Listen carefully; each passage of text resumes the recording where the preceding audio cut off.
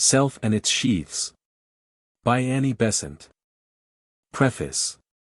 The following lectures form a second series, delivered at Adyar, the first series having been delivered there in 1893, on the building of the cosmos, on symbolism, and on yoga.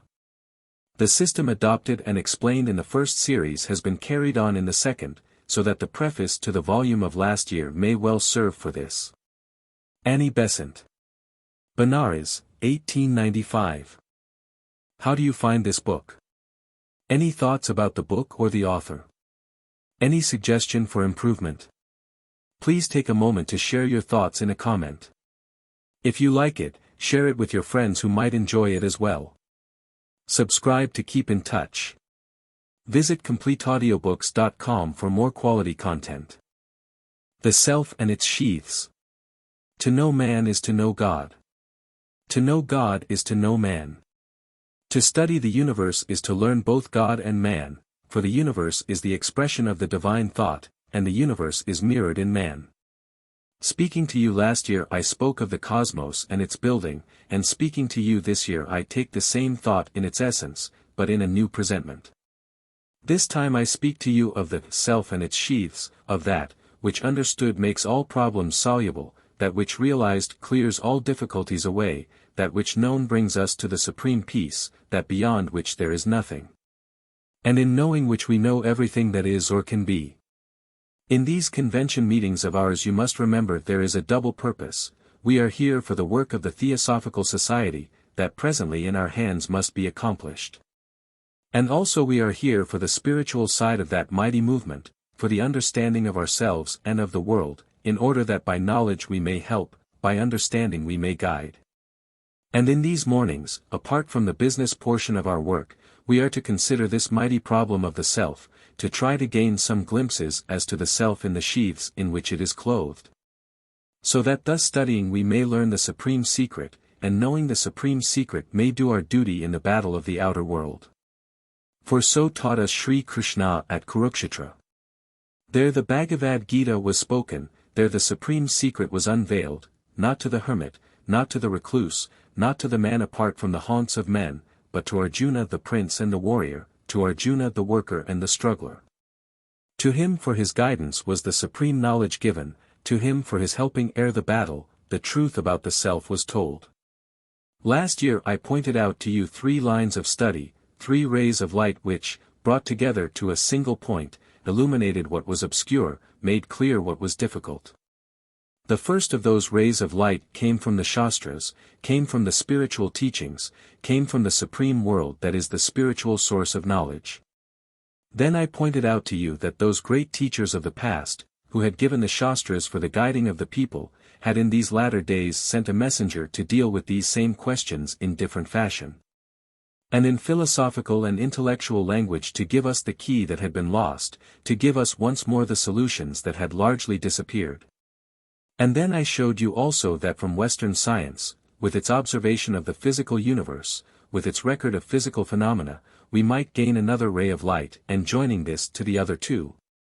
Taking side by side the spiritual teachings that are the holiest, the intellectual explanations that are necessary for the day, and the science which in scrutinizing the physical universe translates by way of the senses the word of the supreme life. That in that way we might gain a knowledge more accurate, an understanding more complete than if we rejected any one of the 3, than if we confined ourselves to the light shed by any one of the rays. I follow the same plan this year. I take as the source of the spiritual teaching those books that are most ancient and most sacred, those books that are the very word given to man. That science of Brahman which is hidden for us in the Upanishads, and is there, if we can find it, for the guiding of our feet. I take to help us in our study the writings of H.P. Blavatsky, who based herself on those ancient teachings, and cast light upon them from the secret knowledge.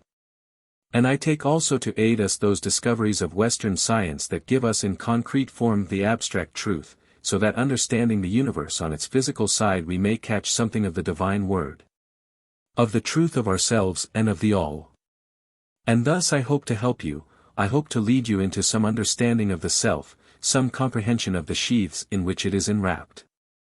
And let me say, that no misunderstanding may arise, why I go back to the ancient writings instead of to the later philosophical schools. There is a mighty name in Indian literature, the name of Sri Shankaracharya, that no man can name without reverence for the subtlety of his intellect, for the vast range of his intelligence. What was his work? He came in the Kali Yuga, he came when the world was losing or had lost most of its spiritual light, he came to build up round the science of Brahman the buttress of the intellect, the walls of subtle argumentation. The defences that should be strong and mighty, on which the intellect of the world might break its teeth in vain. And he did it in order that behind that wall of intellectual subtlety, behind that fortress of keen intellectual argument, the supreme truth might remain unoutraged by assault, might remain for those who were worthy. Might be protected for the spiritual mind. If you take as an example the Brahma Sutras, with the commentary upon them of Shankaracharya, you will see exactly what I mean. In his commentary there is the most refined hair-splitting, in his commentary the most subtle distinctions.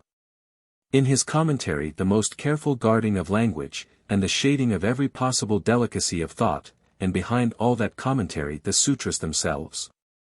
If you want to gain their inner essence, if you want them not for intellectual arguments outside, but for the feeding of the soul within, then take the sutras alone in their original tongue, in their own unadorned form, and in silent meditation. When the senses are quiet and when the mind is tranquil, when the light of the self is shining, then take a sutra and listen to it in its own words alone, and you will learn a spiritual truth that no argument may avail to reach. And now let us try and look backward into what to us is the past, let us go to the beginning of a universe, and try to realize what is meant by the self. For the self of the universe and the self of man are one, and in knowing the self we know that which is at the root of the universe and of man alike. Thus traveling, backward to the beginning, we come to an infinite darkness where there is no thought, no language, where nothing human or limited may be. It has no name, no words may describe it. Nothing that can be said of that but is utterly mistaken. And when the writers of old had gone backwards and backwards, when they had reached Brahman, who is without origin, who is the one and the all, then in face of the silence beyond and the darkness, they used one epithet only to describe it. It is beyond Brahman, it is Supreme Brahman, Parabrahman. And their all voice is silent, all thought falls dead. But as we try in thought to watch the darkness before the universe is born, by an effort of the imagination placing ourselves where there is nothing, where everything is as it were emptiness and space.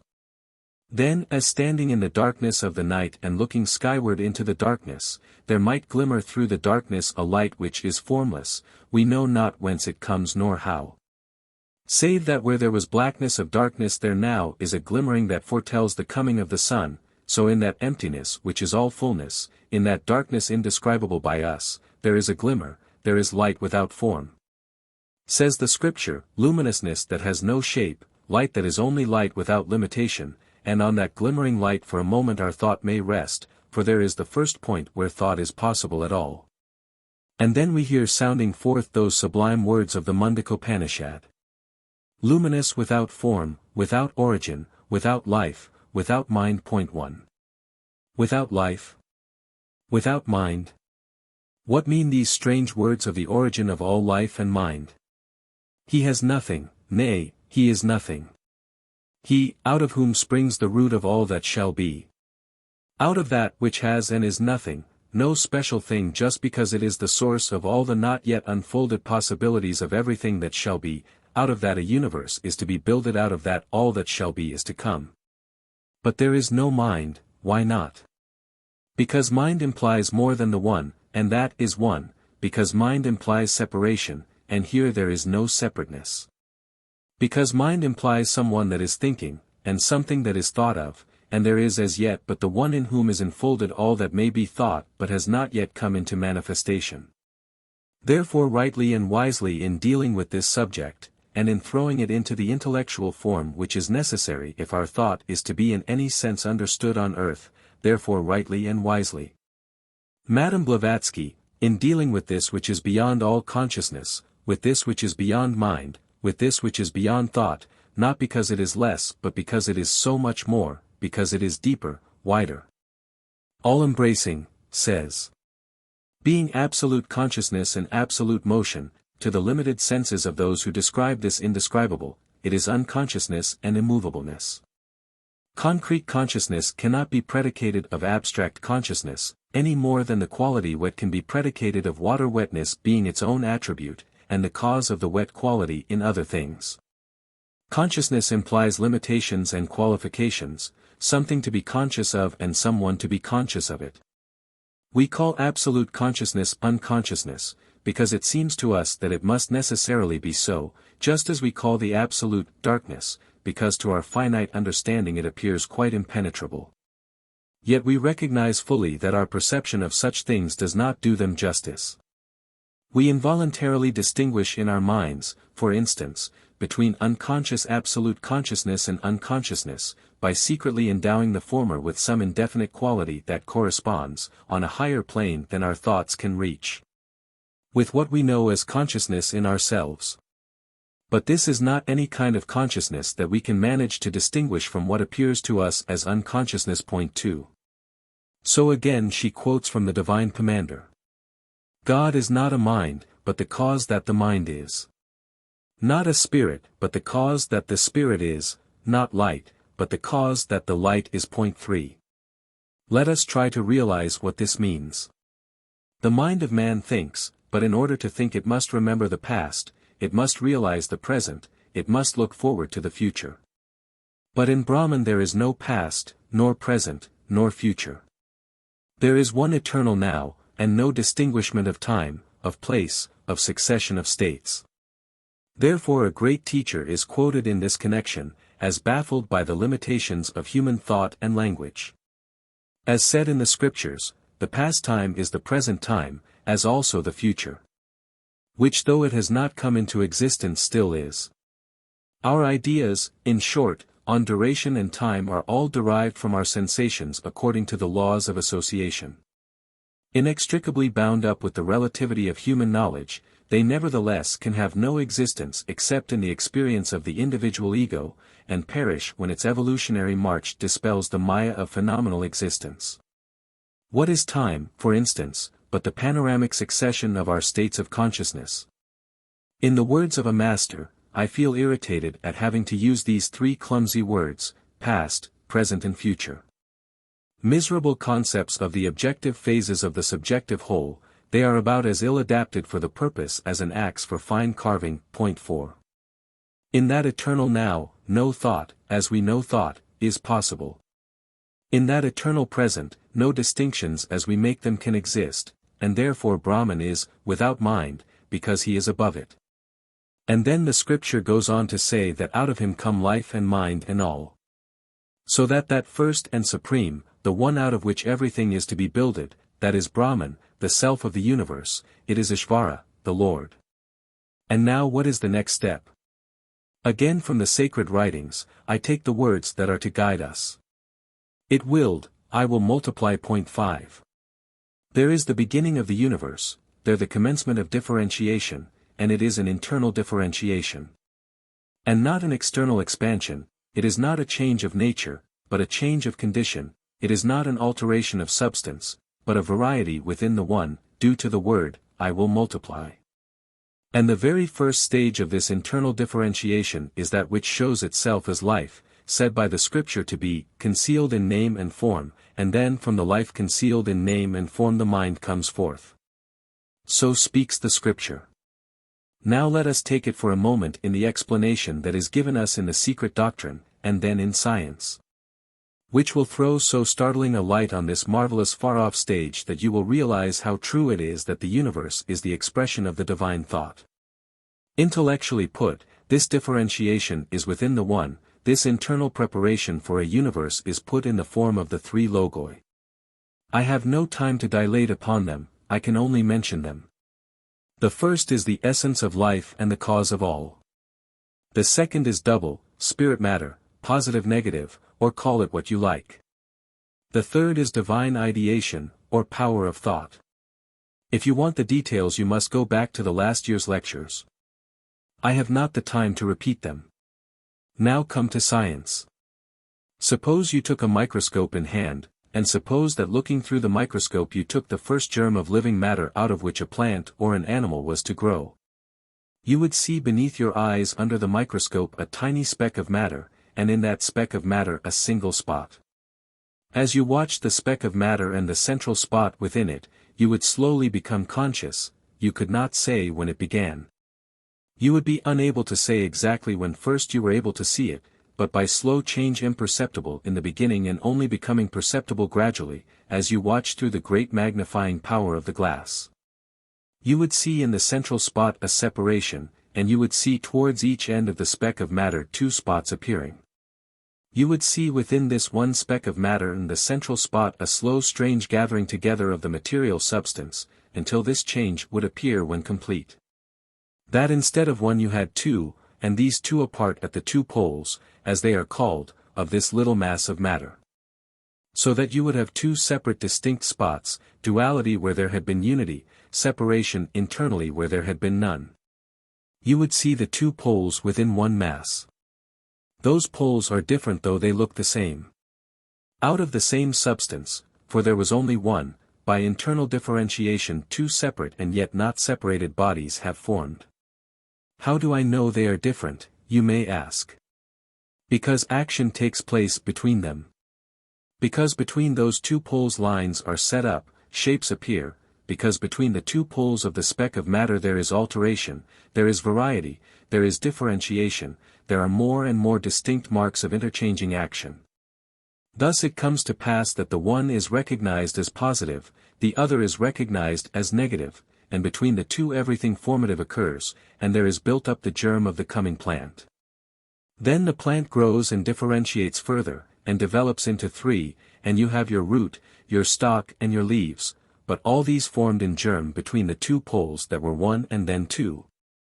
Most marvelous picture in the concrete of the differentiation in the Supreme.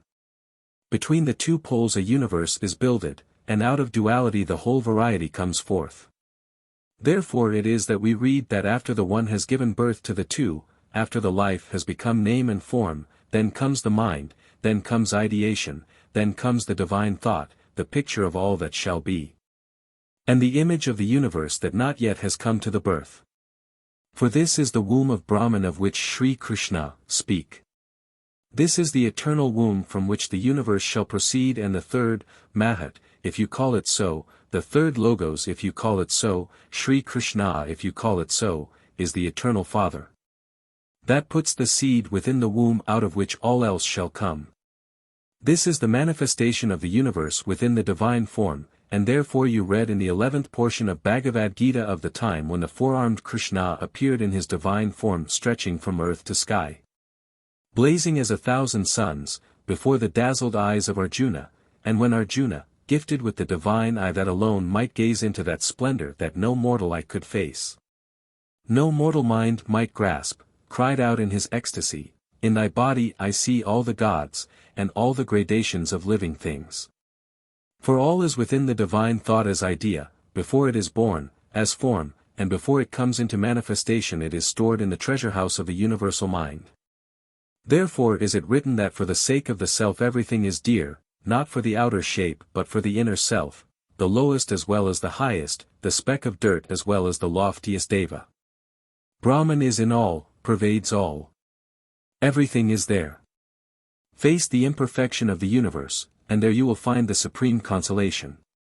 If there is to be a universe, there must be limitation. If there is limitation, there must be less than perfection, i.e., imperfection. If there is imperfection, then only you can have variety, but the separated things cannot be perfect, since perfection belongs to the unlimited and the all. Then if a universe is to be built at all, imperfection must appear. The limits of the imperfection are the limits of the variety. That means, in our mortal words, that there must be evil as well as good. Evil is only imperfection, and where limitation is, evil, as we call it, must needs exist. Give the separated things self-moving power and there will be the striking of one against another, till each obeys the law of the whole. And because in a universe there must be variety, therefore Sri Krishna said, "I am the dice of the gambler, as much as he is the purity of the righteous." You cannot separate one single thing from the Supreme. It is the self of all, and exists in all, and is all.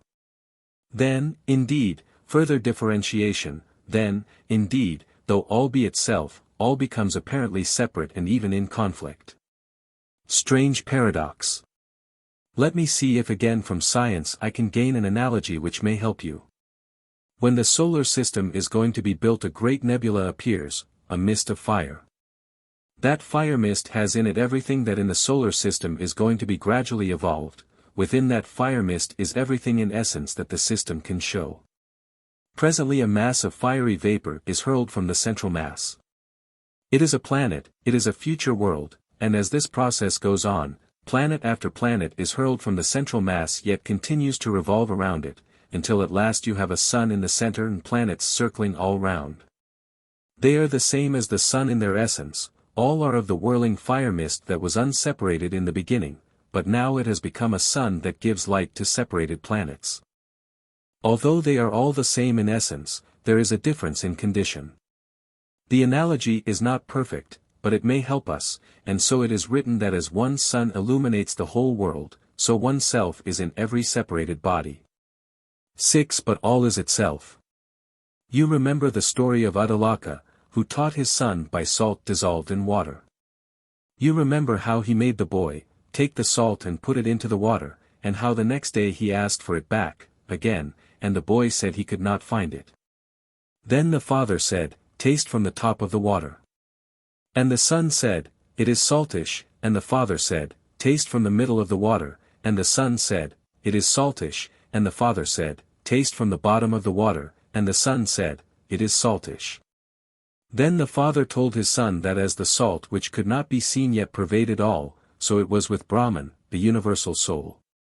All-pervading, omnipresent, eternal, the root, the life, the essence, the substance of all, one and indivisible in substance, separate in the manifested sheaths that it is going of its own substance to evolve. Whatever is exists and lives by it, the self of the universe, that from which everything proceeds. And then Adyar gave a bridge from the one to the many. He had taught his son that the salt was everywhere in the water though it had disappeared from sight, he had taught him that the universe was pervaded by the one. And then he spake the words, "It is the universal self. O Svetaketu! Thou art that. There is our bridge, thou art Atma and Brahman are one. In the heart of men there is a cavity, and there is Brahman to be found hidden, the self of man, the self of the universe. If we speak of the self of man, we sometimes say Atma, then we say Paramatma of the self of all, if we say of man Purusha, then we say Purushottama of the self of all. But it is one and the same everywhere, in the great and in the small. There is no difference, there is no separation, there is one eternal undying and ancient self, and that self is the self in you and in me. There may be difference in condition, in manifestation, but the essence and the nature is one and the same. And therefore is it written in that most marvelous of all Upanishads, the Khandogya, the mightiest and most mystical of all, the hardest to unravel and to understand, therefore is it written in the Chandogya Upanishad that Atma is the bridge. Crossing that bridge the blind no longer are blind, the wounded no longer are wounded, the sorrowful no longer sorrow. Therefore crossing that bridge, nights verily become as days eternally radiant is that place of Brahman. 7. And so again is it written in the Mundaka-upanishad. Cease from words, he is the bridge to immortality. 8. Now, he is Brahman, dwelling in the secret place, in the cavity of the heart, for Atma and Brahman are one, and in finding the self we find Brahman. Let us take our next stage. I turn to the same great scripture. I take from it further words, for our next step is so difficult, so little understood, that out of the want of understanding grow the many controversies of the schools, and the continual arguments which divide intellect from intellect. Let us then take the simple words first, and then let us work them out. It is written in the same Chandogya Upanishad. He who willeth, I shall smell, he is Atma, desiring to smell odors. He who willeth, I shall speak, he is Atma, desiring to utter words. He who willeth, I shall hear, he is Atma, desiring to hear sounds. He who willeth, I shall think, he is Atma, Manas is the divine eye. 9. Yet again we remember how we have read that desire awaked in the bosom of the Eternal and gave birth to manifestation 10, and again that the nature of Purusha is desire. Point 11. How shall we reconcile the paradox? How shall we understand the seeming contradiction that Atma is at once the witness and the agent, is at once quiescent and active, is at once not doing and doing, is at once the changeless, immutable, and yet the only agents in the universe of manifested things? If we can understand this, then our road opens before us. Here the crux of our difficulty, here the great problem that we must now endeavor to solve. As Atma, Atma is quiescent; as Atma, Atma is immovable; as Atma, Atma is the witness. As Atma, Atma does nothing, and acts not. What then means the scripture, when it says that Atma doeth all these things? As Atma, other than which there is nothing, wills within itself, so does it make out of its own substance that which we call the sheaths. Those sheaths are itself, for there is naught else, but they are differentiations within itself, changed conditions due to its own will. I will multiply, in which it is active and in which it does the many things of which the scripture speaks. In its own nature, changeless, unacting, in the sheaths it is the actor, not out of the sheath, but in the sheath, not separated from the sheath, but working in the sheath. So that while in itself it moveth not, in the sheaths it moveth everything that is, in the sheath, that for the purpose it hath brought out of itself into manifestation. Therefore do we speak of all as Maya, because there is but the one reality, out of which by thought everything proceeds, because out of itself by will all goes forth. But to you and to me who look from the outside, that is from the sheath, there is difference, because we see the sheath and see not the Atma, that is concealed by name and form. For in one sheath it is will, in another sheath it is desire, in another sheath it is living activity, in another sheath it is chemical attraction and repulsion, and it is all the wondrous forces in the universe. But the difference is in the sheath and not in the one that is, in the changed conditions of manifestation, and not in the manifesting life. If I take a current of electricity and if I send it through water charged with a solution of silver, down will fall the silver, and that falling will be the result of the invisible current. And if I carry the current onward into a narrow wire, a thin wire, out of the wire will shine the light, and that will be the effect of the same current. In the one case the difference of condition throws down a solid. In another case the difference of condition gives forth a light. It is one electric force in both the cases, and the difference of manifestation lies in that in which it is working and not in itself. The analogy is imperfect, as it must be. It may yet help us to understand how one may be manifested in many ways, how there is one Atma in substance, but multiplicity by changed conditions that we call sheaths. It is again written 12 that though the body be mortal, it is the dwelling place of Atma, and that in the sheaths Atma comes into contact with desirable and repulsive objects, while out of the sheaths it comes not into touch with aught. And because while in the sheaths it comes into contact with all that is around, it becomes subject to these contacts. The outgoing energy is Atma, the sheath makes the difference in manifestation. Thus we shall begin to understand. This is the point at which I shall have to leave my subject this morning to take it up tomorrow. This is the point I want you now to realize and carry away, because on this depends the understanding of everything that follows. Atma, giving out of itself everything that is to be, works in these differentiated selves in different ways. It works to make the material of a material universe. In the atom it works to build up the physical substratum, which is itself, works to bring about a particular result. So that one line of this manifesting energy is going to be the building up of physical atoms which are to be used for the physical universe, for the physical body of man, for the whole line of Prakritic evolution. In this and every region of the universe. That is the evolution of form, of everything that has extension. It may be physical, it may be astral, it may belong to the world of Kama, desire, it may belong to the world of Manas, thought. Nay, it may belong to the very region of Buddhi, and yet it will be a sheath, that is it will have form, it will have as it were extension, that is, it will serve for the purpose of manifestation, which necessitates the existence of form. And you will remember that 5 sheaths are given, the highest is Anandamayasha, bliss sheath, Buddhi, then coming downwards there is the sheath for higher manas, the Vijnanamaya kosha. Then for lower manas and kama, the Manomaya kosha, for all manifestations of working intellect and desire, and yet another for prana and another the food sheath, the Annamaya kosha, which is made of the physical material of the universe. These are the sheaths and all have to be builded by the one. In the building of the sheaths lies difference of manifestation. In that the change of forms, in that the activity which is going to make the whole sheath side of the universe and of man. But that is not all, there is another side of the activity which goes to the building up, by means of the sheath, of the individual man, no longer now only the Atma in essence, that is the one.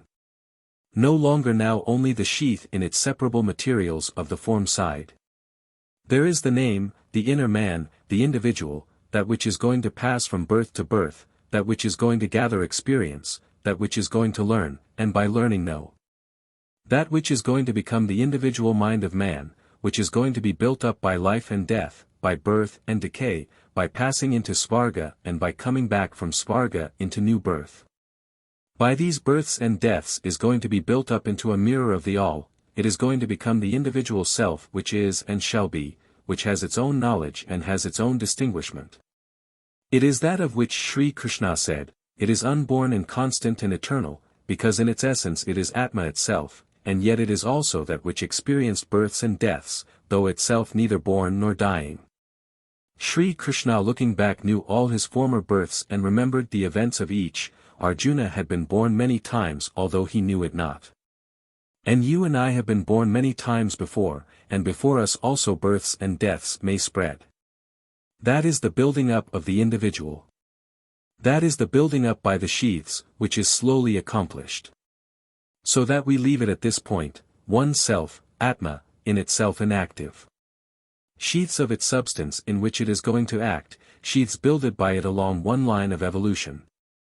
And then Atma working within the sheaths to build up the individual, the ego, the self-conscious I, which shall know itself separate in manifestation, although rooted by its origin in the one and the all.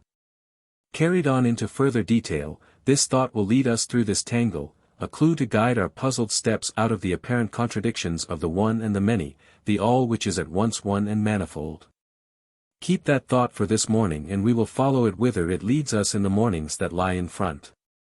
But grasp that clearly and everything else will become simple and definite, and we shall learn how our bodies today are built of atoms, how these atoms by change shall be built into the living man. How the man of this Manvantara shall become the Deva of another, how step by step this growth is ever proceeding, how in every universe there is Ishvara, how in every one he weaves out of himself the material basis. How out of the elaborated material basis of past universes he builds the living egos of men, how out of these he builds the devas of another universe, and ultimately unites them in himself, that is the all. Such is the mighty subject on which we are to think for these 4 mornings of our meeting, the supreme secret of the Master, by knowing which all things are known. The body of action. My brothers, let me remind you at the outset, of the 3 rays of light which we are going to use in order to illuminate the very difficult subject which lies before us.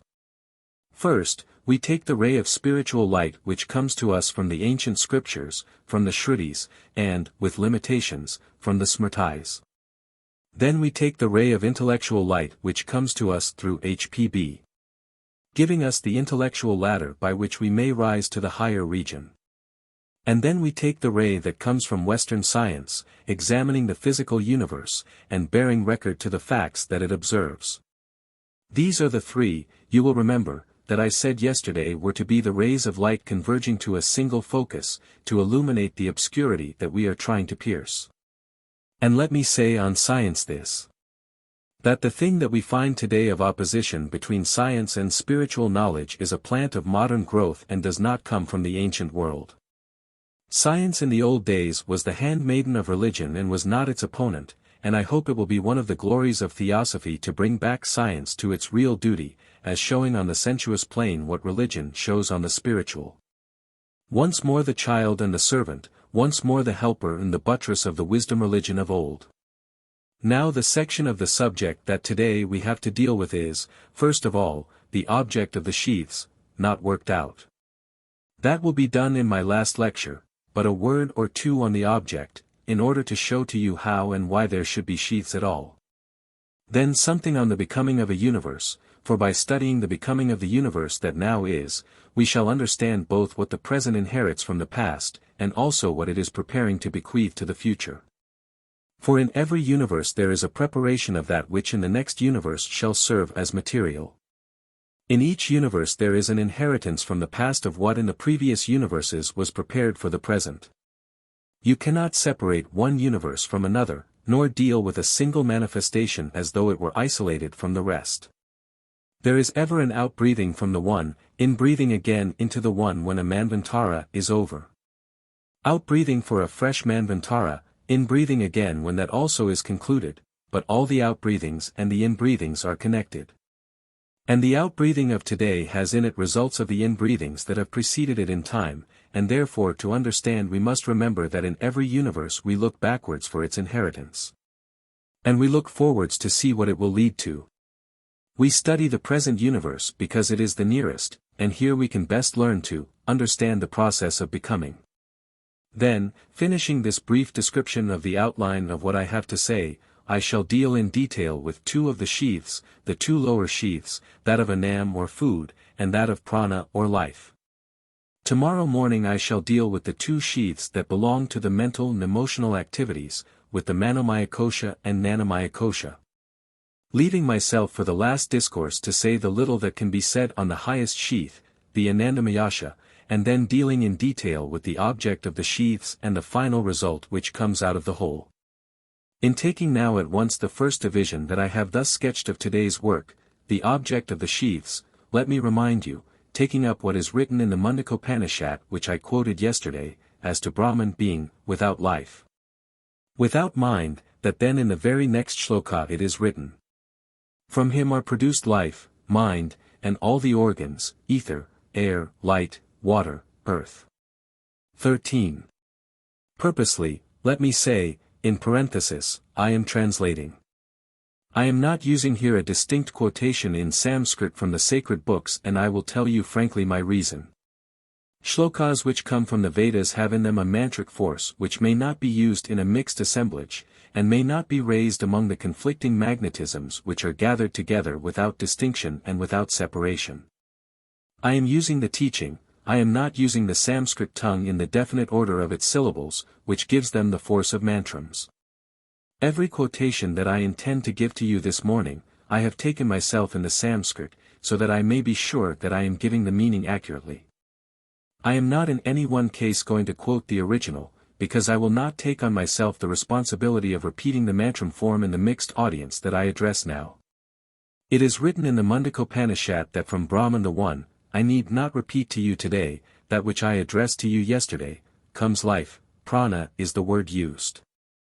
I shall show you presently that prana is Atma in its outgoing activity. Then mind, manas, that is the second, then the five elements as we know them, ether, air, fire, water and earth, 7 in all. These are the 7 regions of the universe, the 7 sheaths of Brahman, as the self of the all.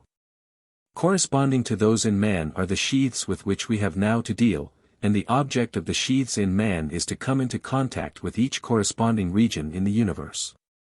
So that Atma which in itself is pure Sat and therefore quiescent, so that Atma which cannot as Atma deal with these different regions by way of contact, may through the sheaths come into contact with everything. And so gradually build up an individual self-consciousness, many individual self-consciousnesses. The building of these individuals is the object of the universe, and at the end of the Manvantara, of the universe, there is the existence of these separate self-consciousnesses which were not existent as self-consciousnesses at the beginning, but only existent potentially in the Atma, which is the root of the possibility of all. Then we come first to our material universe, as we call it. Let us realize that in this material universe, in the widest sense of the term, Prakriti, we have the sevenfold division to which I have just alluded, and that the essence of matter, not matter as we have it down here, but the essence of matter, is eternal. Prakriti, says Sri Krishna, is eternal, not in its manifestation but in its essence, not in its manifestation but in its root, the root of matter not yet in manifestation, that is eternal in Brahman, or otherwise never could it be. For once again says the divine teacher, the non-existent cannot become, neither can the existent cease to be. You must hold firm to the principle that if a thing be true, the outer and superficial difficulties are things to be conquered, without letting go the fundamental truth that you have. Have faith enough in truth to hold to fact when you have it, and believe that if a thing be a fact it must come into coordination with all other truths, and as knowledge increases all superficial difficulties will gradually vanish away. Now this matter, or prakriti, which is without beginning in its essence, never can be separated from that which is co-eternal with it, that which comes with it into manifestation, and abides with it for evermore. For you cannot talk of matter alone. If you say matter, you must say spirit. If you say prakriti, you must say purusha. They are the two sides of the one existence, and are never to be separated from each other in fact, although in thought we distinguish them by quality, in order that we may be able to think at all. But in manifestation they are never apart. There is no such thing as dead matter. There is no such thing as spirit, or force, or life, without matter by which it takes its form, by which it shows its energy. Wherever there is name there is form, wherever there is form there is name. Life is hedged round by the two, and they are never separated in manifestation. Now H.P.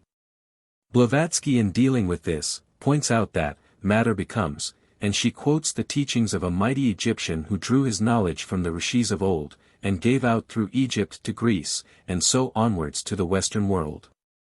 The Eastern teaching, which is the source of all our knowledge on these subjects.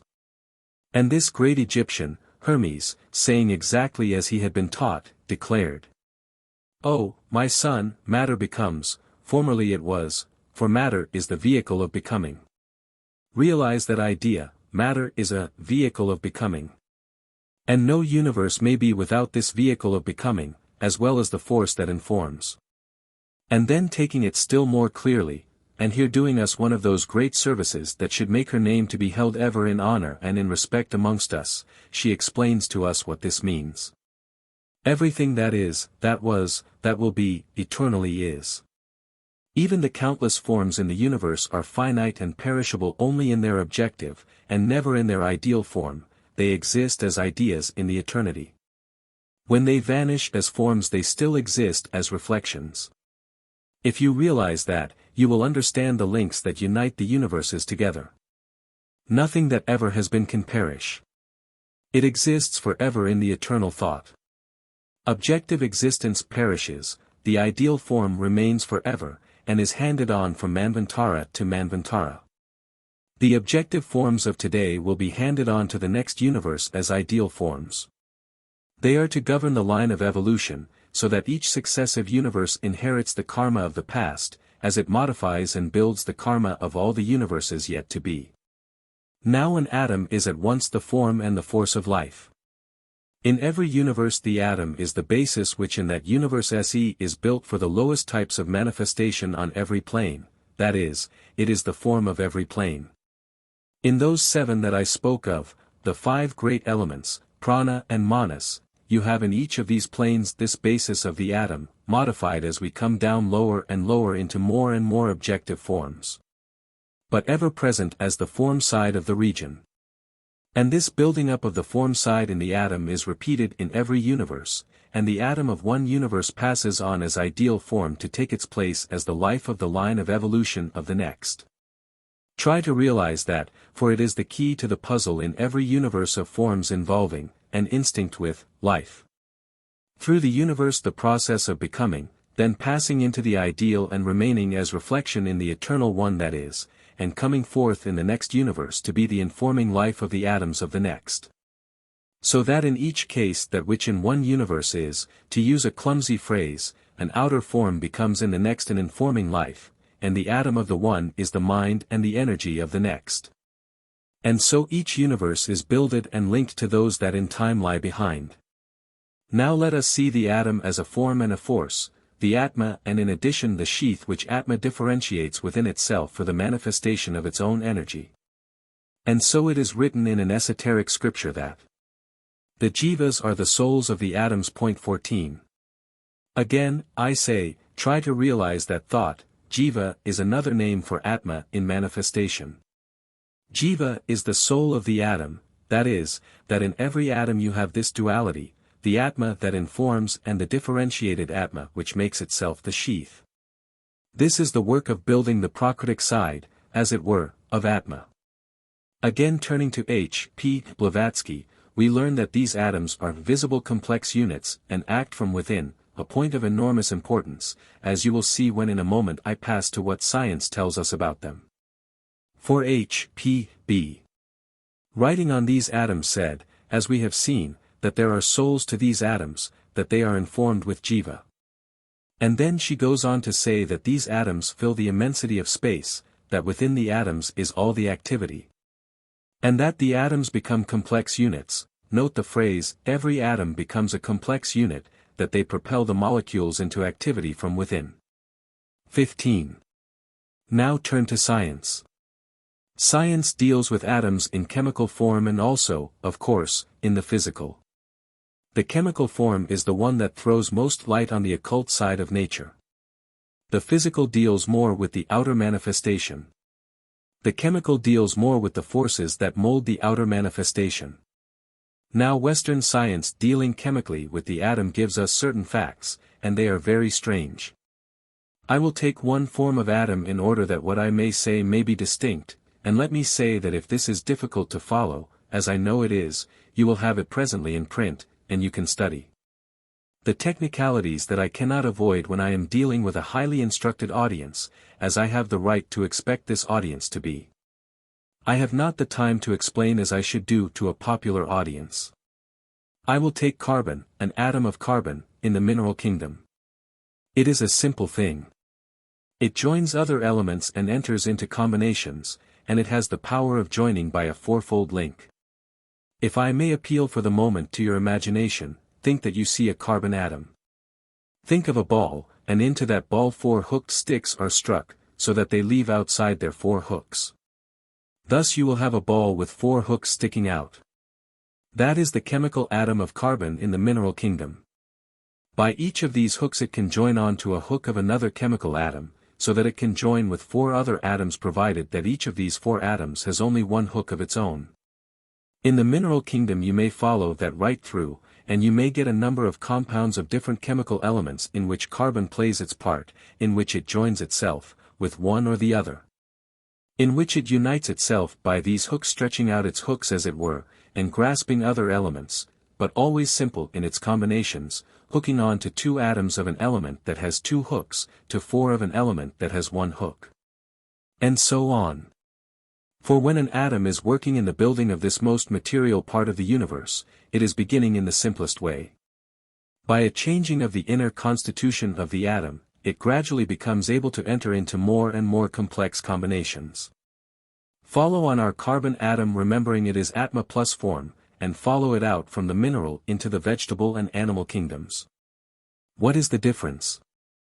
The difference is that in this carbon atom there is developed a power of combination in more and more complex ways, so that at last, in what is called organic chemistry technically, you get numbers of compounds in which the carbon atoms unite in what are called technically closed rings, instead of in lines as in the mineral kingdom. These closed rings of carbon atoms make up the most complicated combinations of every character, and these are never found in the mineral kingdom, but only when that has been accomplished, and the further evolution has been followed. So that in this working we can see that in the atom there is evolution, in the atom there is change, in the atom there is the differentiating life. The working of Atma in this lower kingdom is to inform this atom, to differentiate it within, to make it more and more complex in its inner powers, so that it may manifest more and more of life, until at last, built through mineral, vegetable and animal kingdoms, it shall be ready to be built into the sheaths of the man, and there, in combination with other similar atoms, make the sheath which Atma can use gradually for the building of an individual self-consciousness. Thus the atomic building, and the combination of atoms into molecules, and of the molecules then again into cells, and of cells into the sheath, give us the food, sheath that is necessary for contact with the lowest region of the universe. And by this process brings Atma into contact, as we shall see later, with the subtle sheaths of the mind, into physical contact with the material universe for the gathering of experience, by contact, by attraction, by repulsion, by pleasure and by pain. Now supposing that you have been able to follow that, we can come to our first sheath, that of food, the animia, the body that we use, the body that we wear. I am not my body. I need not tell you that this body is not me. This is a thing that I use for certain purposes, but it is I who use it. There is a double activity in this sheath of ours that we call our body. First there is the activity of the atoms and the molecules and the cells of the body. This is not your activity but theirs. Not your activity, but the activity of the Atma in the atoms and the molecules and the cells of the body. It is not Atma's activity in the sheaths as the self of the sheath, but Atma's activity in the constituent particles as the self of the particles which is necessary for their existence. How can I prove that to you? By science once more. See how I can use this Western science for purposes they dream not of who observe for us the facts. But see how useful is their work. They observe the facts and give them to the world, granted they do not know what the facts imply. Granted they do not see the underlying verities. But they see the physical truths and speak the physical truths.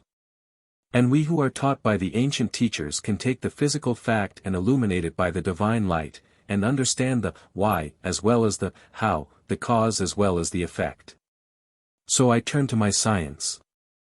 The cells in the body, says the great German materialist, Haeckel, the cells have souls.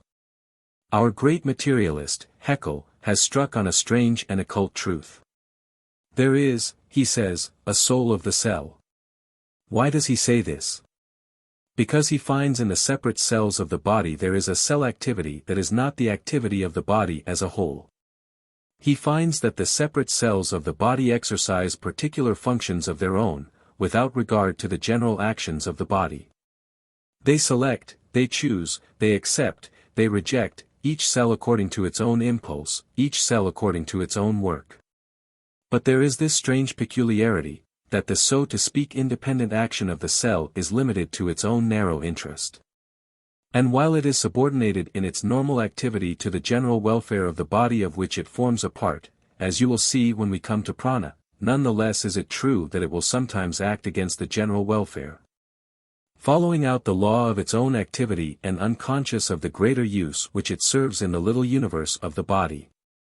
Take a cut, you may get a wound in the body. What will the cells do? They will set to work at once. Without any thought of your brain, without any consciousness of yours, without any directing force of your intelligence. They will bring to that place where matter has been cut away the new supplies that are wanted for the filling up of the hole in the body that has been left. They will build and build and build, and they will build without the intelligence which should subordinate their building to the whole, for they will make a scar, they will build more than is wanted. For what the physiologists call the unconscious memory of the cell makes the building go on, building and building and building beyond the point that is necessary, following out their individual activity by the law of their own nature. And not conscious of the needs of the greater one that they are clothing. So that you get your scar which you cannot get rid of. So also you get continually built matter which then is flung away, and the whole activity of the outer cells of your body is continually building matter that then is thrown off again. For they build and build and build according to the law of their own activity, by the Atma in the cell, building the cell, and not considering the need of the sheath as a complicated whole. But here is an important thing to learn. There is an I as well as a sheath, and the I uses this sheath for its own purpose. The I in me wants to write. Myself, I write. My hand holds the pen and dips it into the ink, and traces it on the paper. When this sheath of mine was very young and was training for my use, it was taught to write, and one part of the sheath learned to take the pen in a particular way, to hold it in a particular way. And always when the I wanted to write it was to do this duty, without which the mind, the I, could not write on the material plane. The I might think as much as it liked. It could not produce the material result so that other people might see it and use it, without the help of the sheath. Without this it would be unprovided with any instrument on the lowest plane of the universe, and so could not work. Atma plus Manas would be helpless down here unless this sheath can be made into an instrument and taught to produce on its own plane, under orders, what was wanted here for the work. So it was taught and had to learn its lesson, but note this, that when it has once learned it, it continues to do it in the same way, and if I want to change the way of writing, the holding of my pen in the hand, I have got to take a lot of trouble to change the automatic activity of the cells of the sheath, which are independent of my consciousness. When once I have molded it to my purpose it does what I taught it to do, and it goes on doing it, and if I want to change it, if I mean to change it, I must set to work by repeated efforts, repeated volitions. And I must undo with much pains that which I with much pains before impressed upon the sheath, and I must set it going along the new line, the new direction, that I impose. You see then the automatic action of the sheath, and you see how the sheath has a life of its own, and that this may help or hinder the life which is expressed through it by the I. If your sheath is to be a help and not a hindrance, if your sheath is to serve you and to be useful to you, you must be its master not its servant, you must be its ruler, not its slave. For it is a karma that you have made. This karma is the method of automatic action by the body, and it limits you when you want to express yourselves. You have to work within the karmic limitations that you have made. You are there. You can change them, you can alter them, you can subdue them to the new will that you impose, but you have got to do it step by step, you have got to do it by toil and by effort. Law is law in every region of the universe, and you cannot escape its working in the body sheath any more than anywhere else in the realm of life. There is a link which I can only just allude to, by which coordinated action takes place in the food sheath. You know what are called the nerves, you know what are called the nervous centers. You know the pillar of nerve matter that goes down the center of the backbone from the nervous matter of the brain, the threads of nerve matter that go out to every part of the body, and the double nature of the nervous system. One part under the immediate control of the will and the other automatically acting, carrying on life processes. These indeed are largely the result of the past action of the will, which has made this vehicle for itself. Now prana acts on these centers, and there is the coordinating power, there is the force that is going to make the sheath the vehicle of the I, and not merely a combination of a number of independent cells and molecules. Not in the sheath of food but in the sheath of prana lies the coordinating energy, and the food sheath supplies the nervous centers on which prana acts directly as the coordinating and controlling energy. So that it may make the food sheath obedient, and fashion it for the purposes which the higher intelligence demands. But remember this outside sheath is wanted for contact, is necessary to collect experience. Remember it is only a receiver. As a sheath it does not feel. Does that seem strange? When you say a blow struck you, you feel. Do you think you feel at the spot where the blow touches you? Western science tells you that it is not so. Even science says that the centers of sensation are in the brain, and we know that if we break the bridge of nervous matter, we may burn the living flesh and no feeling of pain is experienced. Feeling is not in the food sheath. Not in the cells of the body lie the power of feeling pleasure and pain. It only receives the contact and transmits it inwards by prana. It has its own feeling in the cells, but you do not share that. True, sense organs are not the senses. True, sight and the eye must be distinguished, true, feeling and the skin and the nerves must be separated, but the sheath has its own feeling. There are certain massive feelings, as they are technically called, general fatigue and so on, that are dull sensations of the separate cells transmitting up to the brain what they feel, and coming vaguely into the consciousness of man. Not acute, not sharp, not keen, but massive and vague and general, that is the consciousness of the cells. That goes through part of the sheath, passes on as a vague statement of the cells to the consciousness which is within the sheath, which molds it and controls. And this activity of the cells is the activity of the Atma in the matter of the body. This activity in the cells is the Atma working in the atoms, working in the molecules, working in the cells. That is the place.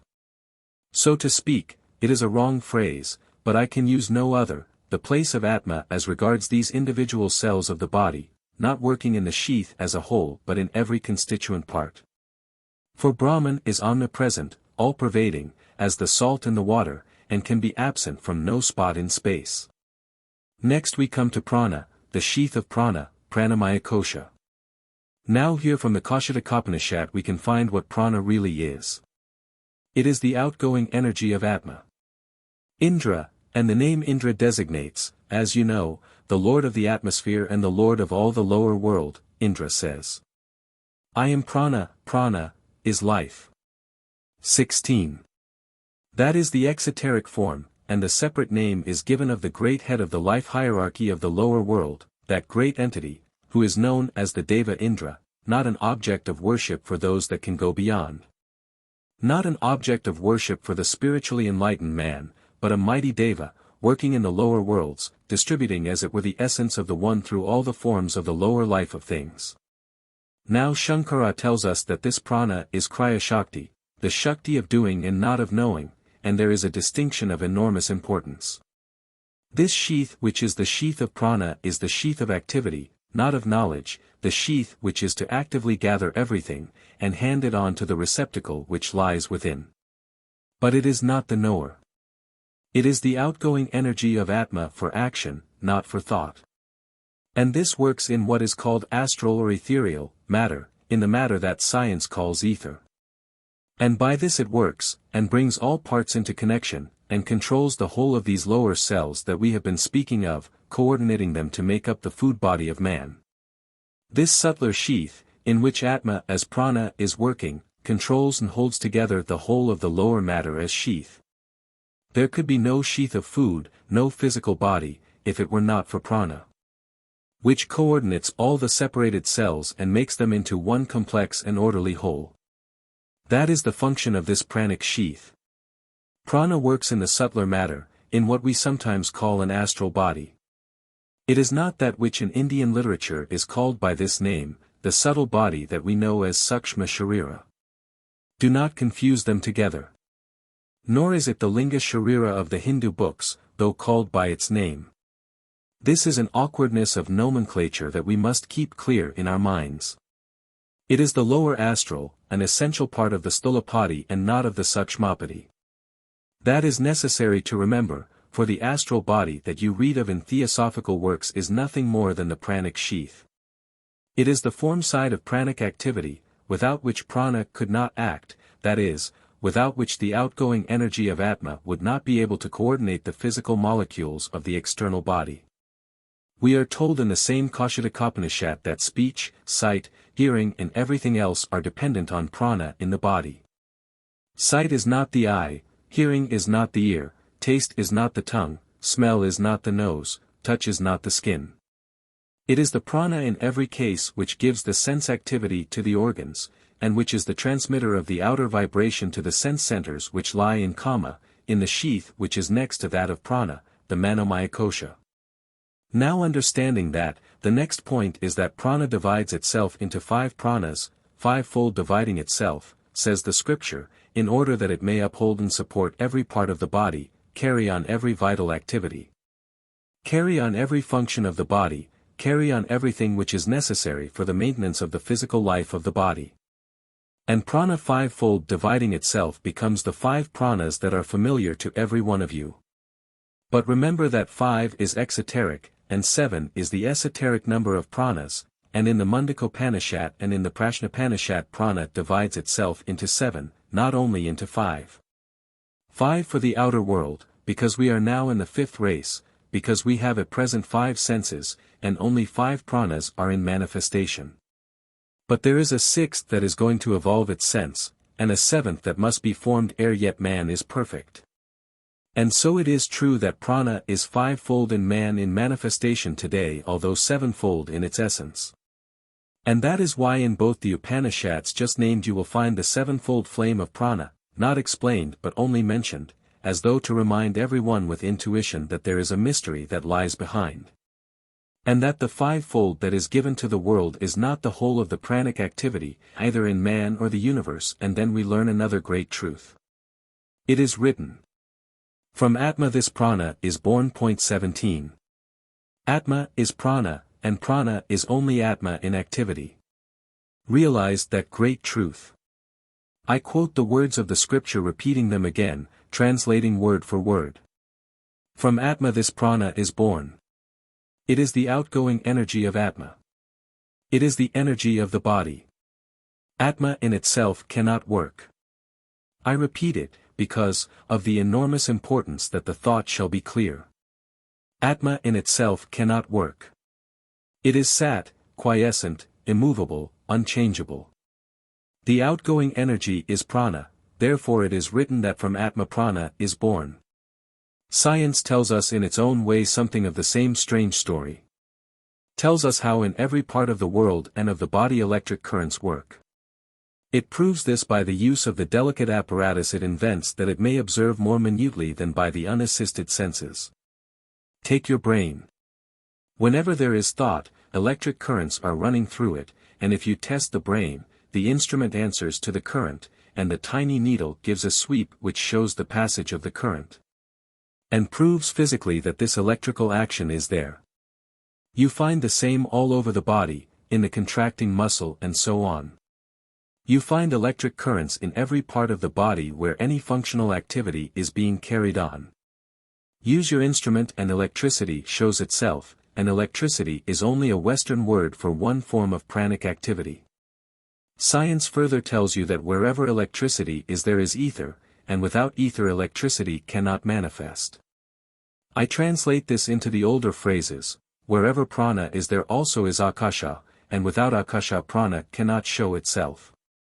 Thus prana is the organizer and controller of the anima kosha of man, holding together the complicated aggregation. Man's constitution should now be becoming a little clearer as to its constituent parts, and the study of life explains death. For what will death be? It will be the drawing away of this outgoing energy of Atma from the sheath of the physical body. It does not, of course, take away Atma from the cells of the body, but it takes away Atma as prana, as the coordinating energy of the sheath. The cells of the body break away from each other, each cell acts in its own way, shows its own life, its own activity, but there is no longer coordinated action. In the corpse you find the hairs growing, for instance, then there is life. Yet it is not life in the sheath of the body, but it is life in the constituent cells, which are no longer controlled by the pranamaya kosha of man. Think that out at leisure and you will see how these sheaths are going to be used, and how we shall be able to work out their object and their utility, when the whole of them are understood and grasped. We have now got hold of two sheaths, the sheath of food and the sheath of prana. The food sheath that receives from the outer world, the prana sheath which transmits, that outgoing energy which controls and coordinates, keeps the body together and subordinates it to the I that is going gradually to be built up. The self-conscious intelligence of man. You find that prana is the great transmitter, transmitting outwards the moving energy, gathering and transmitting inwards all the contacts from the outer universe, gathering them inwards always, and therefore a bridge between all the sheaths of man. For this pranic activity plays through every sheath and gathering from the outermost carries inwards to the innermost. The Kaushitaka tells us that, when death comes, prana gathers everything together, and withdrawing from the body hands everything onwards to the knower, that is the receptacle of all. 18. Now these two sheaths that we have dealt with this morning form together the lowest upati of Atma. These two koshas together form what we know as the stulapadi. If you ask me why I draw your attention to that, my answer is this: that while there are 5 sheaths, there are only 3 upatis, and that in yoga, in practical knowledge, consciousness is going to work separately in each upati. 19. There are only 3 upatis in which consciousness, in which Atma can work, and the highest adept can separate only these 3 upatis and cannot separate the constituents of man any further. Raja Yoga is, as you know, the way in which this is learned. Raja Yoga teaches us how we may separate the 3 upatis one from the other, and how thus may be visited the 3 regions of the universe, the sensuous, the intellectual and the spiritual. The 3 upatis are correlated to these regions, while the sheaths are correlated to the separate prakritis, to the different kinds of matter. And H. P. Blavatsky in this connection has said that to whatever nationality the yogi may belong, whether he be Hindu or Buddhist or Mohammedan or anything else in his outer faith, it makes no difference, before he can become an adept, a Mahatma, Rishi. He must go through the school of Raja Yoga, and learn this lesson without which adeptship is impossible. Do not forget that that is true. On this side of the Himalayas or the other, there is but one school of Raja Yoga, only one and none other, the Eastern school. From time immemorial it has existed, to time immemorial it will stretch, unchanged and immutable, one and the same. The Vedas came forth through it to the Aryan race, every great rishi belongs to it, and today none may rise to the heights of adeptship unless he pass through that school. Here there may be no confusion as to different schools, no quarreling as to Eastern and Western, and all the rest of these follies that divide the external world. H.P.B. says, the messenger of the great teachers proclaimed, that there is no adept known to the great lodge save those who learned in and passed through the Raja Yoga school, and studied there. Nowhere else may they learn the separation of the upatis, and the conquest of the universe by knowing that last word of the science of the soul. And therefore it is that I am trying to make you understand, though fettered by the necessary brevity which time limit puts upon me, I am trying to make you see how all these truths are linked and how while the sheaths I dealt with must be understood, the upatis must not be left out. For without a knowledge of them no practical occultism is possible, although theoretical occultism may be understood. Here I leave it for this morning, taking tomorrow the next two sheaths in which the self is enwrapped, the sheaths which feel and which are the receptacle, the sheaths which are to hold experience, where building of the individual goes on, and where self-consciousness is gradually evolved. The body of feeling. If we take the division of man which is used by Manu 20, we shall find that that division, though varying in its names, is practically identical with that to which we referred as the division of the Raja Yoga school. That of the three upatis as distinguished from that of the 5 sheaths or kosas. The 2 sheaths referred to yesterday are sometimes classed together, and are classed together by Manu, as making the Buddhatman or elemental self, that is the self which is acting, for he so defines it. He speaks of it as the self which acts, the corporeal self, as it is translated sometimes into English. The main point, to which I want to draw your attention in passing, is that these 2 sheaths, with which we yesterday dealt, are the 2 sheaths of action and are related essentially to the elements. Are related to the external universe in those regions familiar to us as the regions of the elements. And in leaving these aside now we pass in a very real sense from the external to the internal world. We pass in a very real sense from the world that we regard as made up of vibrations, atomic and molecular, to the world which essentially consists in the recognition by the self, the translations through the sheath employed by the self, of those external vibrations and contacts, into what we will for a moment call sensations and ideas.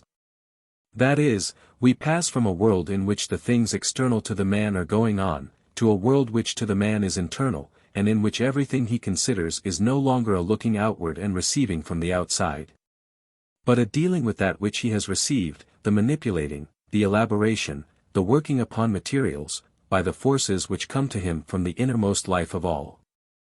And so we pass from that body which Manu speaks of as the body of action to the one which he speaks of as the body of feeling. You may remember that he gives it the name Jiva, which is a little unusual, and you may require to read the commentary with it in order to avoid possible confusion. Because the way in which Manu uses the word Jiva is not that which connects it with prana as prana. He defines it as that body in which the knower, the kshetragna, becomes sensible of pleasures and of pains. It is essentially this body in which the knower becomes conscious of pleasures and of pains that we have to deal with today. In their external relations the 2 sheaths that comprise it, especially the lower of these sheaths, the Manomaya Kosha, are related to the Deva world. I want that point to be very clearly grasped. If you turn to the Adyar you will find that after the Devas were formed, the animals were formed and also man. You may remember that the Devas refused to be satisfied with the animals, but when man appeared they said, "This is good," and entered into him. Now that entering in of the Devas is further described as the entering in of the presiding deities of the elements, and those presiding deities of the elements give rise to sensations in man. receiving from the different elements their suitable vibrations and performing the work of changing the contacts from without into what are called sensations, or the recognition of the contacts, from within. This is essentially a deva action. This is essentially the work which is done in the making and building of, in the evolution of, the Manomaya Kosha. It has in it those devas that belongs to the elemental kingdoms. Here comes the link of man with all those lower devas, the link which, when supreme control has been obtained, makes man the master in every region of the universe. For the great adept himself would be unable to manipulate the lower worlds of matter, the lower worlds of sensation, if it were not that he possesses these sheaths coordinated into perfect harmony and perfect subordination, which none the less connect him with the external universe. Inasmuch as these belong to the devas, he having the devas subject to him, has subject to him also every region of the external universe that they control. Great then is the importance of this sheath, and the two together which we have to consider are the most important sheaths of the whole. This Manomaya Kosha is the one that we will take first, and in that we shall find we have got together the elements which will make the basis of the individual self-consciousness which gradually is to be evolved, not self-consciousness, but the materials on which consciousness is going to work and which, ideally reflected into itself, will make the true individual self-consciousness possible. How difficult and how complicated the subject is, you will realize even from this suggestion. I can only hope that in putting it to you I may give, probably to those who have not studied it for themselves, not a complete idea but the materials, so to speak, on which you may afterwards yourselves work. And so out of the materials make up for yourself a completer and fuller realization. Now, for a moment I must ask you to think of the animal world, because in the animal world we get, not the Manomaya Kosha, but some of the elements that enter into it, that which is really only the germ of the higher. That in which and by means of which, the higher will later be developed. And just as I asked you yesterday to realize the internal changes of the atoms, by which the atoms become differentiated from within, and built through the mineral, vegetable and animal kingdoms, gain a peculiar additional capability and increasing complexity which enable them to form more elaborate combinations, so in dealing with these sheaths, which are connected in the lower part with the animal kingdom, I must ask you to realize the changes that occur in connection with what we know as feeling in animals. That which only exists in the germ, not in the vegetable but in the animal kingdom, is developed, and becomes what we know as the human power of sensation, the higher feelings of pleasure and of pain. Not that man is evolved from the animal as such, that is the Western blunder, but that the materials which go to build the Manomaya Kosha in man have been evolved in the animal kingdom, and these materials carry on the results of their evolution, and are therefore available for the building of man. You notice the point of difference. It is not that man is directly evolved from the brute, as Darwin teaches, it is that the materials which have been elaborated in the animal kingdom are then used for the building of man. Quite a different thing from the purely physical succession, and introducing a different idea. This may show you what underlies and forms the strength of the Darwinian theory, for it is the truth that gives it the strength, although there is also the blunder which comes from studying from without instead of from within. By looking at everything from the standpoint of the external pole of matter instead of from the internal pole of spirit. Now let me, having guarded myself for the sake of clearness of conception, see what we have in the animal kingdom of this power of sensating pleasures and pains. We notice in animals what we have spoken of as desire, that is an outward-going attraction towards objects that are external, so that when contact is experienced what is called pleasure is felt. We notice also that this outward-going energy comes into contact sometimes with objects which do not by contact give pleasure but pain, and we then notice that repulsion is the result. Attraction by contact, which inwardly is translated into pleasure. Repulsion from contact, which inwardly is translated into pain. Not that pleasure and pain are in the external object, but that contact between the outer and inner is either a contact of harmony and, therefore, is pleasure to the feeler, or is a contact of discord and by the feeler is translated as pain. That is really the essence which underlies these words. Vibrations meet each other, some are harmonious, pleasure, some are discordant, pain. But pleasure and pain cannot exist either in one set of vibrations alone or in the other. They exist in the contact between the two. Leave those vibrations outside and they are harmonious in themselves, there is neither pleasure nor pain, but there is motion. Take the inner, there are vibrations. But these are not pleasurable nor painful. They are in, and in connection only with, the knower. But when the two come into contact, and come against each other, they are either harmonious or discordant. Then by contact arises pleasure or pain, which is harmony or discord at the point of contact of the vibrations. That, if you think it out, will enable you to realize how it is possible to overcome pleasure or pain. And how the vibrations from outside may continue and may be realized in thought, after experience has been gained, while by the severing of absolute contact it will no longer be the discord or harmony which we know as pleasure or pain reflected on the inner sheath. Now in the animal there is this to notice ere we leave it. That pleasure and pain in animals are very brief. There may be a feeling of pain arising from a discordant contact, say a blow, but it is brief. An animal, say with a broken leg from a fall will, when the agony of the contact is over, turn and eat food. It will eat and enjoy, provided it has not come much into contact with man. That is a strange point to keep in your minds and which needs to be explained. The wild animal, evolved along the line of nature uninterfered with by the consciousness of man, does not suffer in the same sense as the domesticated animal suffers. Its pleasure and pain are very brief, its pleasure and pain have not the same element of continuity. The wild animal, which falling has injured itself, is even found eating calmly with a broken limb. It is a strange fact to notice, and a fact which throws much light on the evolution of the inner consciousness. But that is not all, the animal does go one step further, but very, very, very slowly.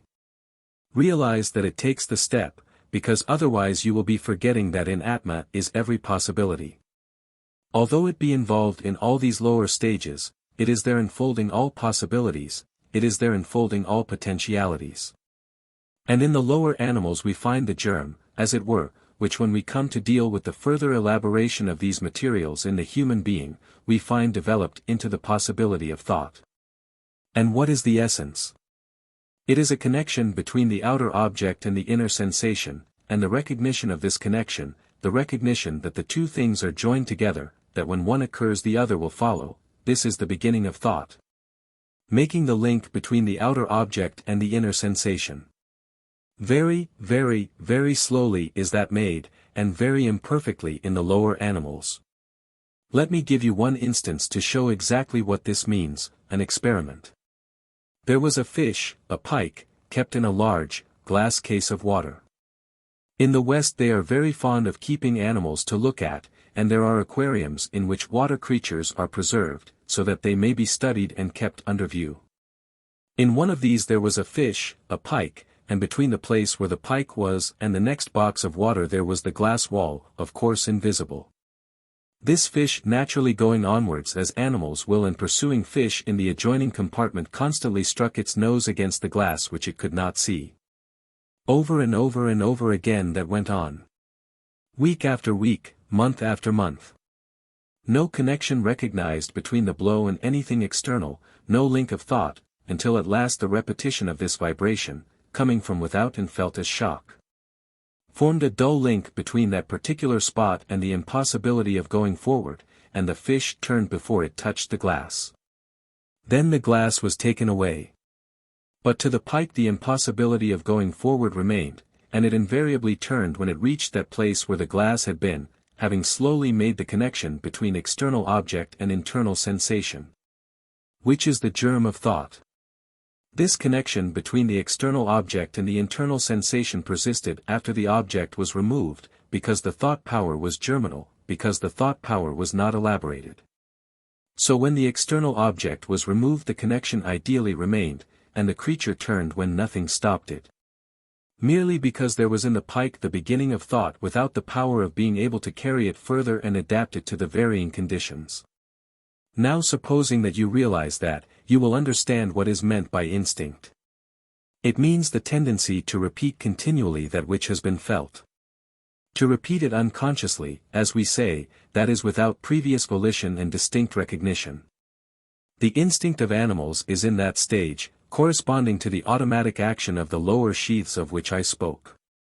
Presently we shall find we have automatic action, then instinct, then we shall find memory, unconscious almost or partial, then gradually active, then complete. For this is all part of the great law of rhythm which works in every region of the universe. Now I can leave my animal. I was obliged to make this digression. It was necessary in order that you might realize the complicated nature of what we mean by the manomaya kosha. I was obliged to show you how in the animal kingdom the response to pleasure and pain has been evolved. In order that man might be builded, it was necessary that the materials of the sheath should be ready to be coordinated together. And next we shall also perceive that there is a limit to the upward working of Atma from the lowest stage of the physical. That there is a point where no further progress is possible unless there is the cooperation of another factor evolved in a past universe, in a past manvantara. All evolution is not only a becoming for the present, but also the preparation for a future manvantara. All evolution, as we shall see in a moment, is carried on by cooperation. From the results of the past there is going to be a further process of becoming, which in its turn will help in the next universe that is evolved. For thus we shall begin to realize what we are doing and what we evolve, how we are being helped by the evolution of the past and how we shall help in the evolution of the future. And by past I mean a past universe, and by future I mean a future universe, separated from this by pralaya, separated from us by a long period of repose, but linked to us by that unbroken law of karma which is of the essence of the Supreme and is, like it, without beginning and without end. Cooperation, I say, is wanted. And how?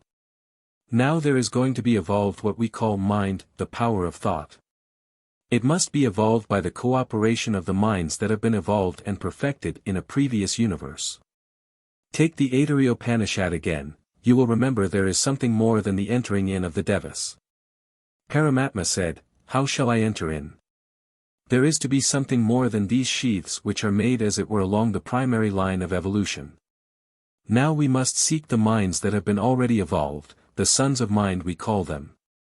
We have now to come to the building of man, the making possible of a new humanity. And now I must turn for a moment to my Western science and give you a microscope to help in the understanding of this next stage. Suppose you take a germ developed in, we will say, a plant. It does not matter a bit whether we take a plant, an animal or man, for the purpose of my argument, a germ cell in a plant, say a flower. Pulling the flower to pieces, throw aside the calyx and the petals, which are simply protective, throw aside the male organs, for we do not need them yet. And going into the very center, the very middle of the flower, we find there a sheath, and when we open this sheath, little bodies like seeds. When we open these little bodies, we then want to help our eyes with some magnifying power, that we may see further and thus examine these bodies, or ovules. I find a cell within the ovule, a cell that is called the germinal cell. And going further still within that even I find the nucleus, as it is called, and then still further the nucleolus. Is it not strange that in modern science we are doing exactly the same as Adyar did when he taught his son and made him take a seed and open case after case to find the germ of the future tree within the seed? Adyar did it just for the same purpose that I am turning to this morning, that we may understand the power of Brahman the invisible, and that within the seed there lay enfolded the future material tree. But I am doing this by way of science, so we are quite respectable. Within my tiny germ what do I find? Possibility. But one side of possibility only and not the whole. For if that germ be left to itself nothing more will happen. Everything has been done that can be done by the female side to make the germ ready for future growth and the development of a new individual. But the individual is not there, only the preparation. The female side of nature can do nothing but prepare the receptacle, wherein shall be assembled together everything that is necessary for the nourishing of the future individual, but something more is wanted ere further evolution can take place. Within that germ there are possibilities, but there is as yet no individual. For the making of that new individual there needs the junction of two forces and not the growth of one alone. And although the germ be there, and the tracing of the future, there is no possibility of growth unless from outside some new force shall arise. How does it come? It comes from that which I threw aside in my first dissection of the flower. From those male organs which for the moment I did not require. And from these there comes the force enwrapped in the form which is the other side of the dual evolution with which we are now familiar, the invigorating, the vitalizing, the fertilizing energy, which by itself can do nothing. Which by itself is sterile, as that other also is barren. But which coming to the other, meeting the other, will give rise to a new individual. That is the point that I want you to grasp. For mind you, there is one law and one life everywhere, and that which in material nature you can see with your eyes, you can see with your mind in the higher regions of the universe. For Brahman is one and his works everywhere show the same nature, and the sameness is felt through the difference of the materials. The principle of evolution is the same everywhere, for Brahman alone is the energizing force, and his nature is the law by which everything is evolved. When this union has taken place, then only growth begins. When this union has occurred, then only a new individual is slowly and gradually formed. The beginning of the individual is at the point of junction, although the essence be eternal, the junction is a point in time. Where the junction occurs, there is the beginning of the individual as individual, although the essence of which he is formed is eternal, undying, and knows neither ending nor beginning. Now we have the materials to enable us to understand the coming of the sons of mind, evolved in a past manvantara by the processes that we are undergoing in the present. And the coming of these sons of mind to the helping, as it were, of the lower nature is exactly parallel to the coming from the stamen of the invigorating energy which shall vitalize the germ within the seed and give birth to the new individual. And so in those wonderful stanzas that come to us from the far side of the Himalayas, in those ancient, most ancient, stanzas, it is written. From their own rupa they filled the kama. 21. From their own rupa they filled the receptacle which had been slowly prepared for the filling. Some projected a spark. 22. That spark is as it were the plasm of mind. Coming from those in whom mind had been evolved in a previous manvantara, and filling with its energizing and vitalizing force what I will call the female germ in the receptacle of which we have been speaking. It gives the possibility of a new individual, a self-consciousness, an ego to be slowly evolved, but none the less taking its start from the union which now is accomplished. For the spark projected from the flame of mind is to fire the material upon which it has fallen, and from that a new flame will arise, identical in its essence with that which generated it, but separated in its individuality for purposes of manifestation. And this is why it is said that you may light 1,000 candles from a single flame, and the flame is never diminished, although 1,000 flames are visible where only one was visible before. Now we shall be able to understand, I hope, our Manomaya Kosha. For what now will occur? You have now the beginning of the sheath which is able not only to receive contact from without, but, by this impulse which has been thrown into it by the generating mind, will become able to complete the power of connecting the outer object and the internal sensation, of which we saw the unfolding possibility in the animal but which is the characteristic of the mind in man. And this recognition of the connection, this understanding in taking into consciousness in an ideal form of the constant link between the external object and the inner feeling is the beginning of the working of mind in man. And is the peculiar function of the sheath with which we are concerned. For by feeling, the power, that is, of answering to the impressions from without, it gains those contacts through the outer sheaths which are necessary in order that self-consciousness may be made gradually possible, and then, having translated the outer contact into sensation, that is the first stage, it transforms the sensation into the idea. That is, it changes it by a process of elaboration, it changes the contact which gave rise to the sensation into an ideal form, which it then preserves as material. These ideal forms are what we call percepts, technically, or the thoughts that are to be the material on which the knower is to work, elaborating them into concepts, and building up gradually the individual that is self-conscious and is to be ultimately all-knowing. The Manomaya Kosha, then, collects all these sensations and turns them into percepts, that is, the connection between the outer object and the internal sensation. And then elaborates the percepts into concepts, that is, changes the recognition of the connection into the ideal form which is capable of preservation and is the material for all possibility of future thought. And this is in truth the process of thinking. The internal image, as it is technically called, is the ideal form of the sensation which has been rendered possible by the contact that I have explained. And the work of the Manomaya Kosha is to do this elaboration. It is just like the crucible of the chemist into which he throws different materials and a new combination comes out, not new in its essential elements, but new in its combined existence. He puts them in, but working on each other they bring about a combination which is the outcome of the interaction between them, not of the separate action of each.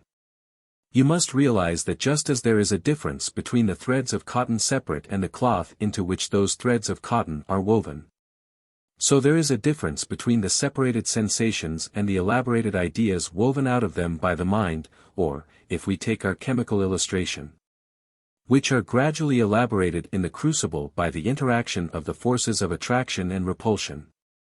When that is accomplished, the beginning of self-consciousness is present. Consciousness is everywhere. How shall we distinguish it?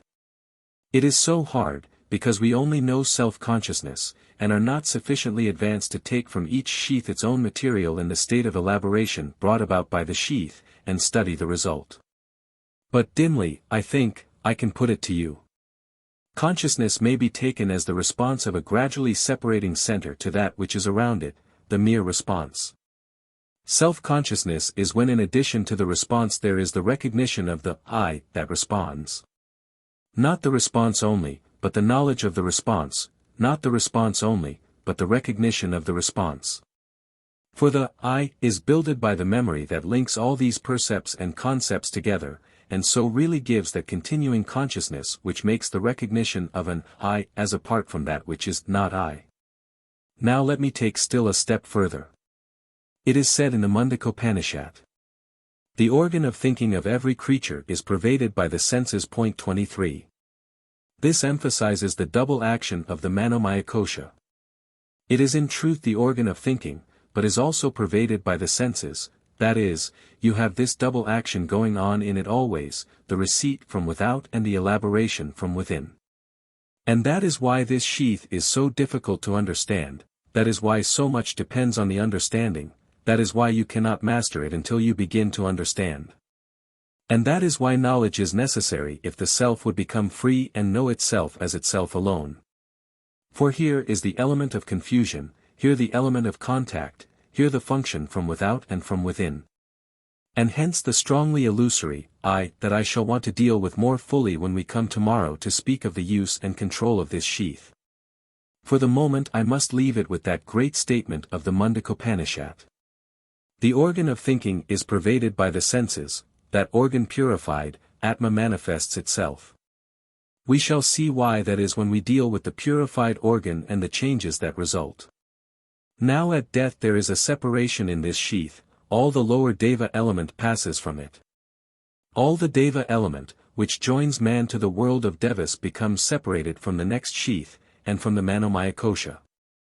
For here is the rending that is caused by death, and this part waits, as the Devas wait in Devaloka, to bring the self back to earth and bind it to the necessity of rebirth.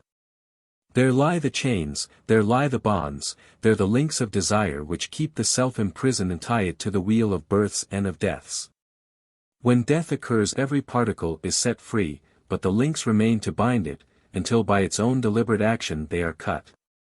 But I must take the other sheath, which is very easy to understand and grasp. The real subtle difficulties lie in the understanding of the one that we now for the moment leave. I take the discriminating sheath, that which is called the Vijnanamaya Kosha, the particle 6 implying the discriminating, separating and arranging of things, the Vijnanamaya Kosha which is to be the sheath of the self by which the lower sheaths are to be mastered.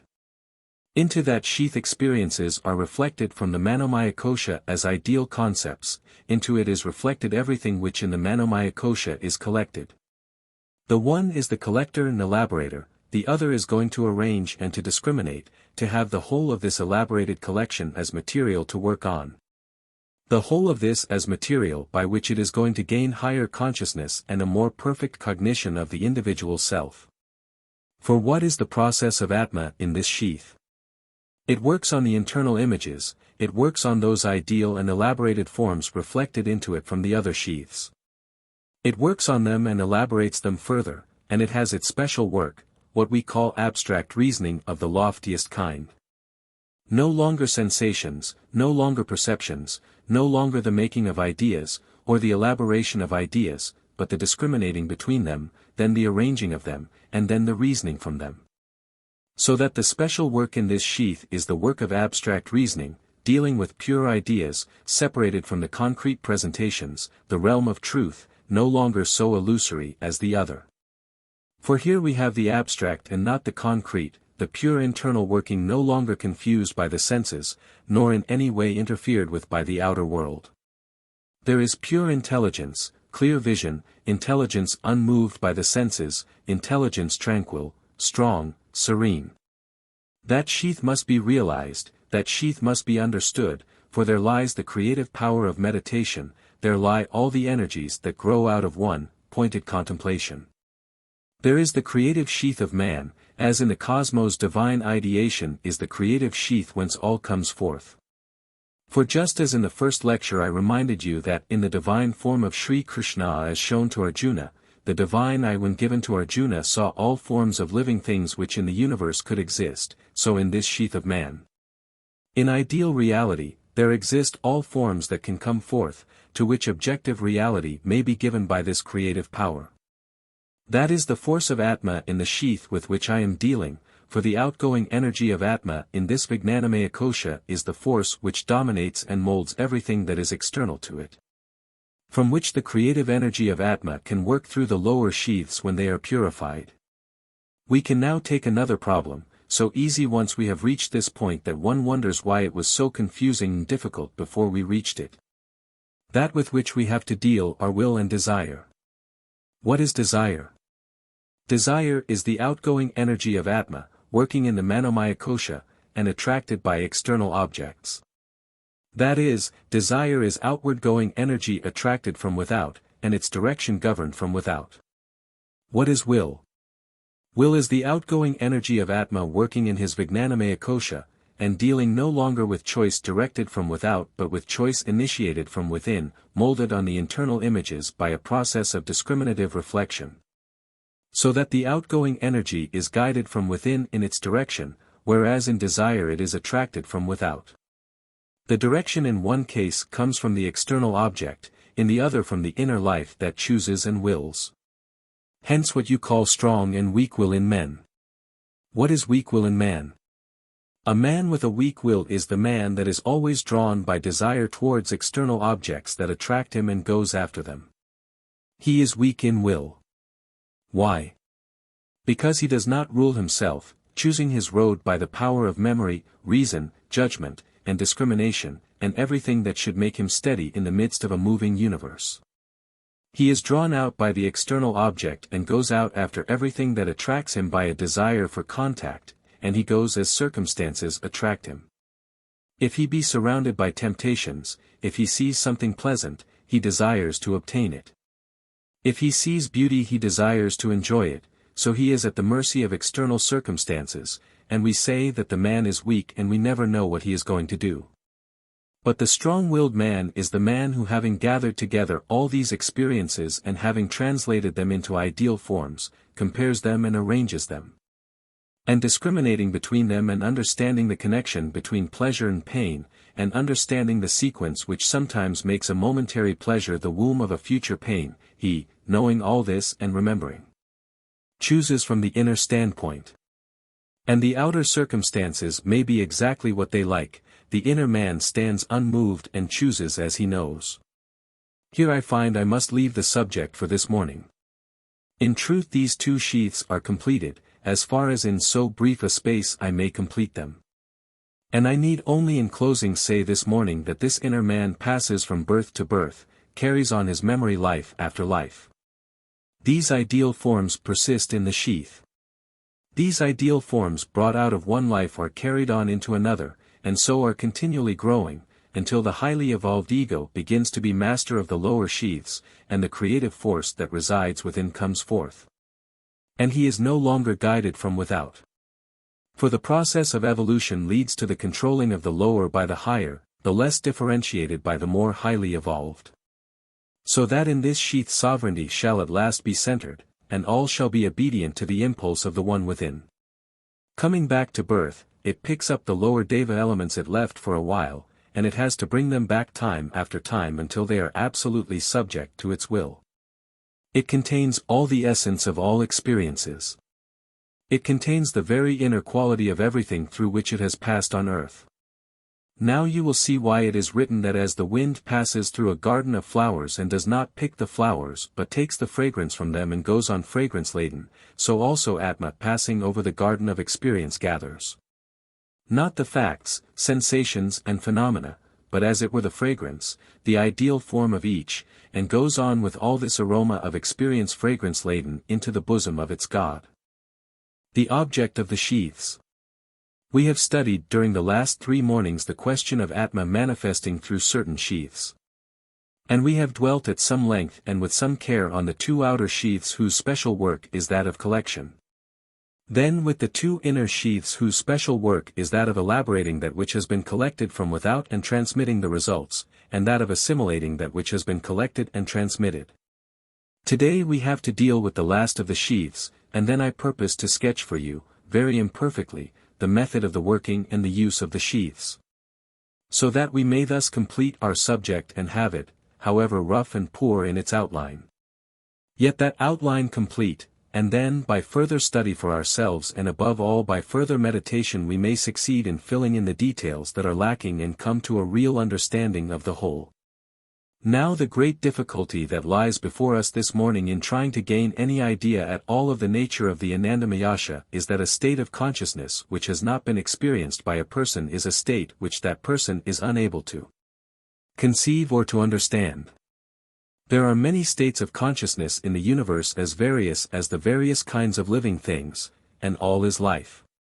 Professor Huxley, for instance, dealing with this difficulty, has pointed out that there is nothing contrary to the analogy of nature in conceiving that there are states of consciousness higher than ours.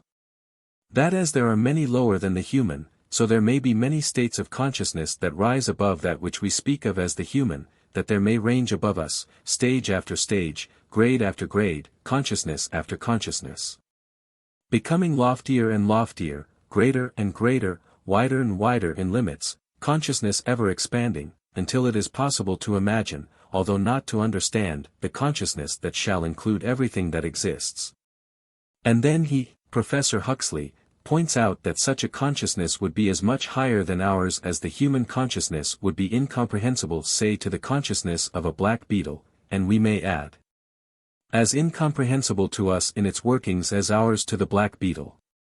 This is a thing necessary to realize, otherwise we limit everything by our own limitations, and fall into the error of imagining that because we cannot conceive therefore that which to us is inconceivable has no existence in fact. Try to realize, for instance, how incapable we are of understanding a lower state of consciousness. That of a creeper as example, which spreading over a wall sends out tiny tendrils and pushes a tendril into a hole in the wall in order that it may grasp it and find support in the roughness within. And then withdraws the tendril finding the hole unsuitable, and travels over the surface of the wall until it finds another and testing the other finds that perchance suitable to its needs. How can we translate in though the consciousness of that vegetable creeper?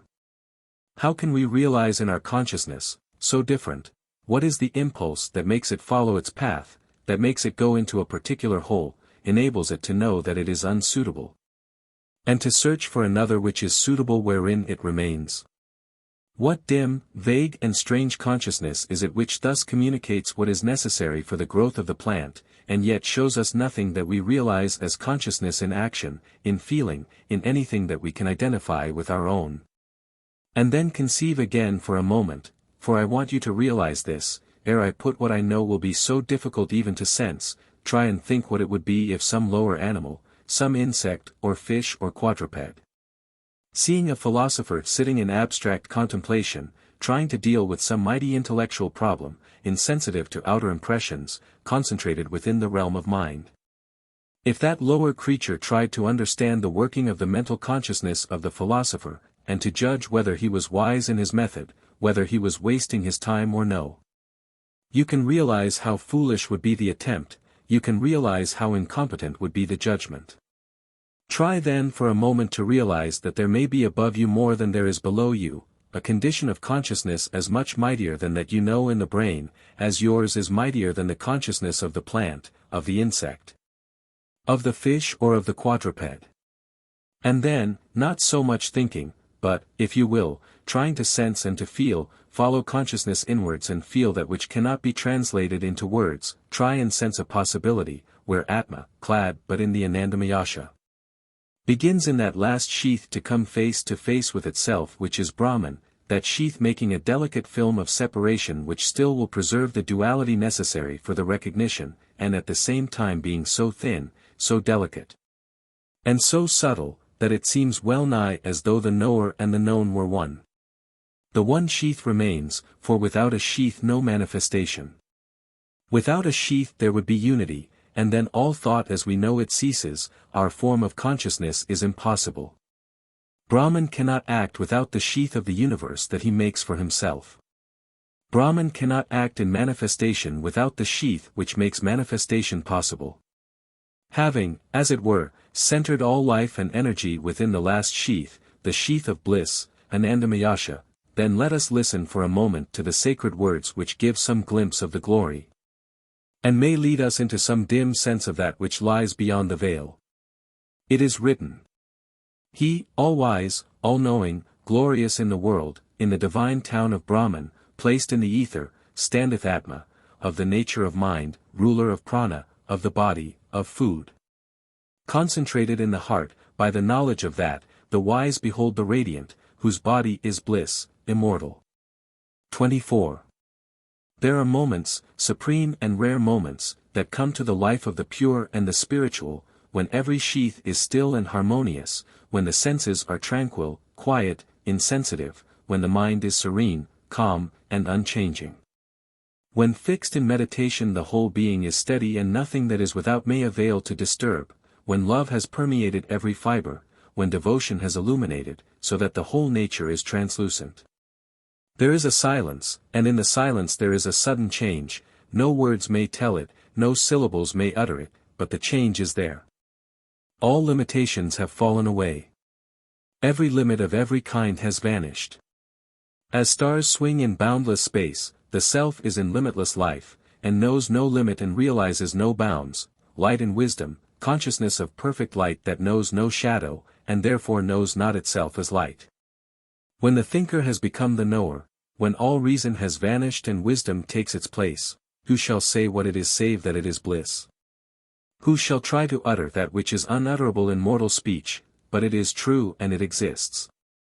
That is the Anandamayasha where the Atma knows itself, its nature is bliss, all the spheres have ceased, 25 all else has gone, none but the pure may reach it, none but the devotee may know it, none but the wise may enter into it. For, once again, it is said that steadfastly by truth, by austerity, by perfect wisdom, by brahmacharya practice, is this Atma attained. In the midst of the body, clad in light, he whom the sinless and subdued behold is pure. 26. It is Brahman. It is the logos of the soul. It is the Atma conscious of itself. But on that the fewest words are the best, and though I may not leave the stage unspoken of, I leave it quickly, because to reach it there must be yearning to aspire. Because truth, wisdom, devotion and purity are asked for the vision, and this must be won by many a struggle, ere the pure shall see the pure. We are told that it is bliss. The end of pain is bliss. Here, there is struggle and agony and friction, but at the end is bliss, and bliss unspeakable. So that in all the trial of life, and in all the anguish and misery that may overwhelm the soul of man, in the struggle that leads it well nigh to despair, those, who once have known, know for evermore. And in the worst of agony the center in the heart is calm, for it knows that the end shall be in peace and that harmony shall be the close of strife. Let us, thus realizing, come to regions where our foot is surer, regions more fitted for your feet and mine, that still are in the mire of earth and that must learn to tread the path of which the end is bliss unutterable. Let us now come back to a lowlier study, having caught a glimpse from a mountain top as it were, of a land that lies beyond, into valleys of earth where our lot is cast, and let us realize how that end shall be gained. The path that leads to it and the methods that shall guide us towards it. For while it may be well for a moment to realize the goal, it is still more important to find the road that leads to it and to begin, not in mere hope and yearning, mighty as those are, not only in aspiration and in desire, to achieve it here. In the life that we lead here, in the place in which we learn how we may set our feet on the path and by knowledge wedded with devotion may find our way at last. So, I come to the working of the sheaths. Before I conclude with their use I want you to see the working, because by the realization of the way in which they work, we shall solve so many of the problems that puzzle us every day, problems that hinder our growth, problems that are, as it were, like fetters which prevent us from walking freely. Which make things so difficult to understand, that we grow discouraged and sometimes fall back into lack of belief, unable to grasp the belief which it is so difficult to understand. The first result of the working of Atma in these many sheaths is the setting up of a number of illusory eyes, apparently conscious entities, and we find in ourselves when we look inwards, a struggle, a conflict and a war. As though we consisted of many eyes, instead of one, many egos instead of one ego. Self-consciousness must be a unit, none the less we are confused by this apparent multiplicity, and these eyes, that yet are not the I, are a constant source of disturbance, of mental confusion, and of moral mistake. Let us then try and understand what they are, and how they come to be. Let us see how far they are illusory, and what it is that makes them seem real. For mind you, the conflict to us is real enough whether the combatants are illusory or are not. We understand that Atma is working in all the sheaths. We have conceived, taking sheath by sheath, something of the nature of, and the working in, each. And it is very easy to realize that if we stand outside and look at them from without, we shall not see the one worker but the moving sheath. And that the moving sheath as different from another moving sheath will at once give an apparent individuality, an apparent separation, and therefore place for conflict. If, for instance, looking from without, I see the body which is at work, and then I trace the activity of prana, and then I see the passions carrying a man away. And then see the mind interfering and pulling him back again, studying like that from without I see all these different things warring the one against the other. Because I am looking from the side of differentiated objects and not from a center where the unity of action might be perceived. And just as you may go into a room full of machinery and see many whirling wheels, and see many apparently independent bars swinging from side to side. As the engineer might take you and show you the one point at which all the force was generated and from which the whole was moved and controlled, so by wisdom may we place ourselves in the center. And see the one outgoing energy which is differentiated in the sheath and not in itself, so that the actor is really one, although that in which he is acting gives this apparent diversity but there is more. That is not a full explanation. Take the body. Not only have we learned that the atoms and molecules and the cells of the body have their independent life, and are living as atom, as molecule, as cell, but we have also learned that they are coordinated into the food sheath. They act as a sheath. That is, they act together under the coordinated energy, they act, ruled by the common life, as sheath, and we have further learned that thus acting, there is what we call automatism produced. That is to say, when a sheath has acted along a particular line over and over and over again, that then its inherent energy, which is also of course Atma but Atma in the sheath, its inherent energy tends to reproduce. Without the direction of the central consciousness, the actions which it has continually practiced. So that automatic action is set up in which the central self-consciousness takes no longer any active part. Two things cause this. First, the habit of repetition of that which is caused originally by purposive action. I pointed out to you that when you learned to write, it was by deliberate effort, by well-concentrated endeavor, that a child's hand is trained to write and traces line after line, all the words that it desires to form. The thinker is working there and molding the child's hand to its own purpose as an instrument. When it is taught and trained, it can do it over and over and over again without conscious effort. Then the sheath takes up the work and repeats the accustomed motions. It is continuing automatically what was a purposive action at the beginning. Automatic action repeats that to which the body has been trained, and if you want to change it, you must bring the will to bear on the change. Otherwise repetition is the law of the sheath's action, the great law of rhythm, the universal law, everywhere working, of a tendency to repeat, the night and the day, the light and the darkness, the ebb and flow of the ocean. All the revolutions of moon, of sun, of stars, all regularly, rhythmically repeated. That is the law of the great breath, and everything is dominated by it, whether it be atom or central sun in space. Therefore it of course rules the sheath of the body, the food sheath. And this tendency to repeat what once has been impressed upon it, is the law of rhythm working in a particular sheath, and repeating without the active consciousness of the ego. All actions repeatedly imposed upon it previously by that purposive will. So, again you get in the third sheath inwards what we call instinct. I need not work that out similarly in detail. It is automatic action plus feeling, but it is exactly on the same lines.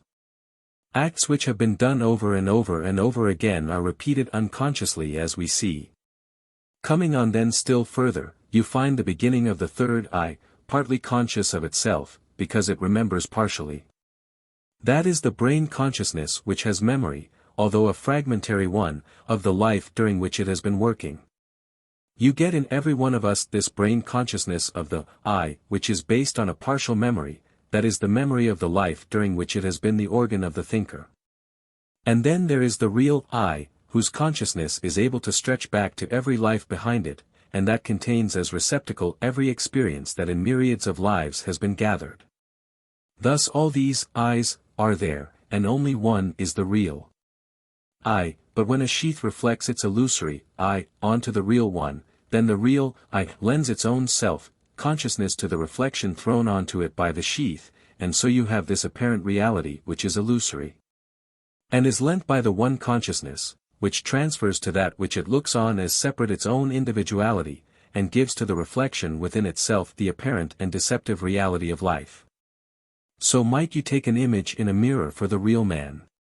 If a mirror is so placed that it does not show itself as a mirror, say, at the end of a passage, you may think that the reflections that are there are objects that lie further on, and that you will find as external objects as you advance. Thus every sheath reflects onto the consciousness its own image, and to this self-consciousness is erroneously attributed by the ego that receives them all.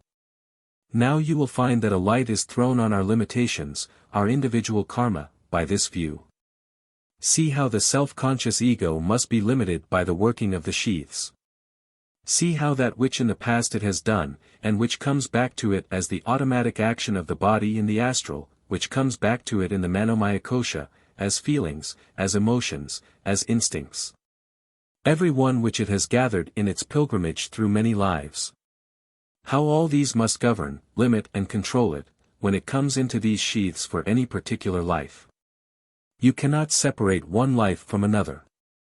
You cannot deal with human lives as though they were separate individuals, for they are not.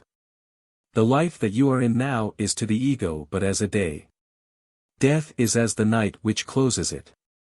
Birth comes with the dawning, and that is as another day of life. And the next death is as the night in which you lie down to slumber. Can you separate today from tomorrow? Can you get rid tomorrow of all the obligations that you have entered into today? Will the night get rid of them and set you free from them? Or, are you held crippled and controlled by them, and have to work them out bit by bit, piece by piece, not freely, because you have bound yourselves, and because one day is conditioned by the days that have gone before? So with lives. These lives are days, and these deaths are nights, and they are bound one to another, and the sutratma, the thread soul, passes through them all. Thus you begin to see why you are bound. You begin to realize the reality of the karma that limits you. But in recognizing the limitation, forget not the freedom. In recognizing the sheath that limits you, forget not the Atma that permeates the sheath, and molds it in the permeating. You are Atma, thou art that. Thou, being Brahman, art never crippled so as to be unable to move. There is the paradox of at once our slavery and our freedom. Bound by the doings of our past, but remaining Brahman in the center, that knows no limit and that is moved by its own nature alone. When then will harmony come out of the conflict?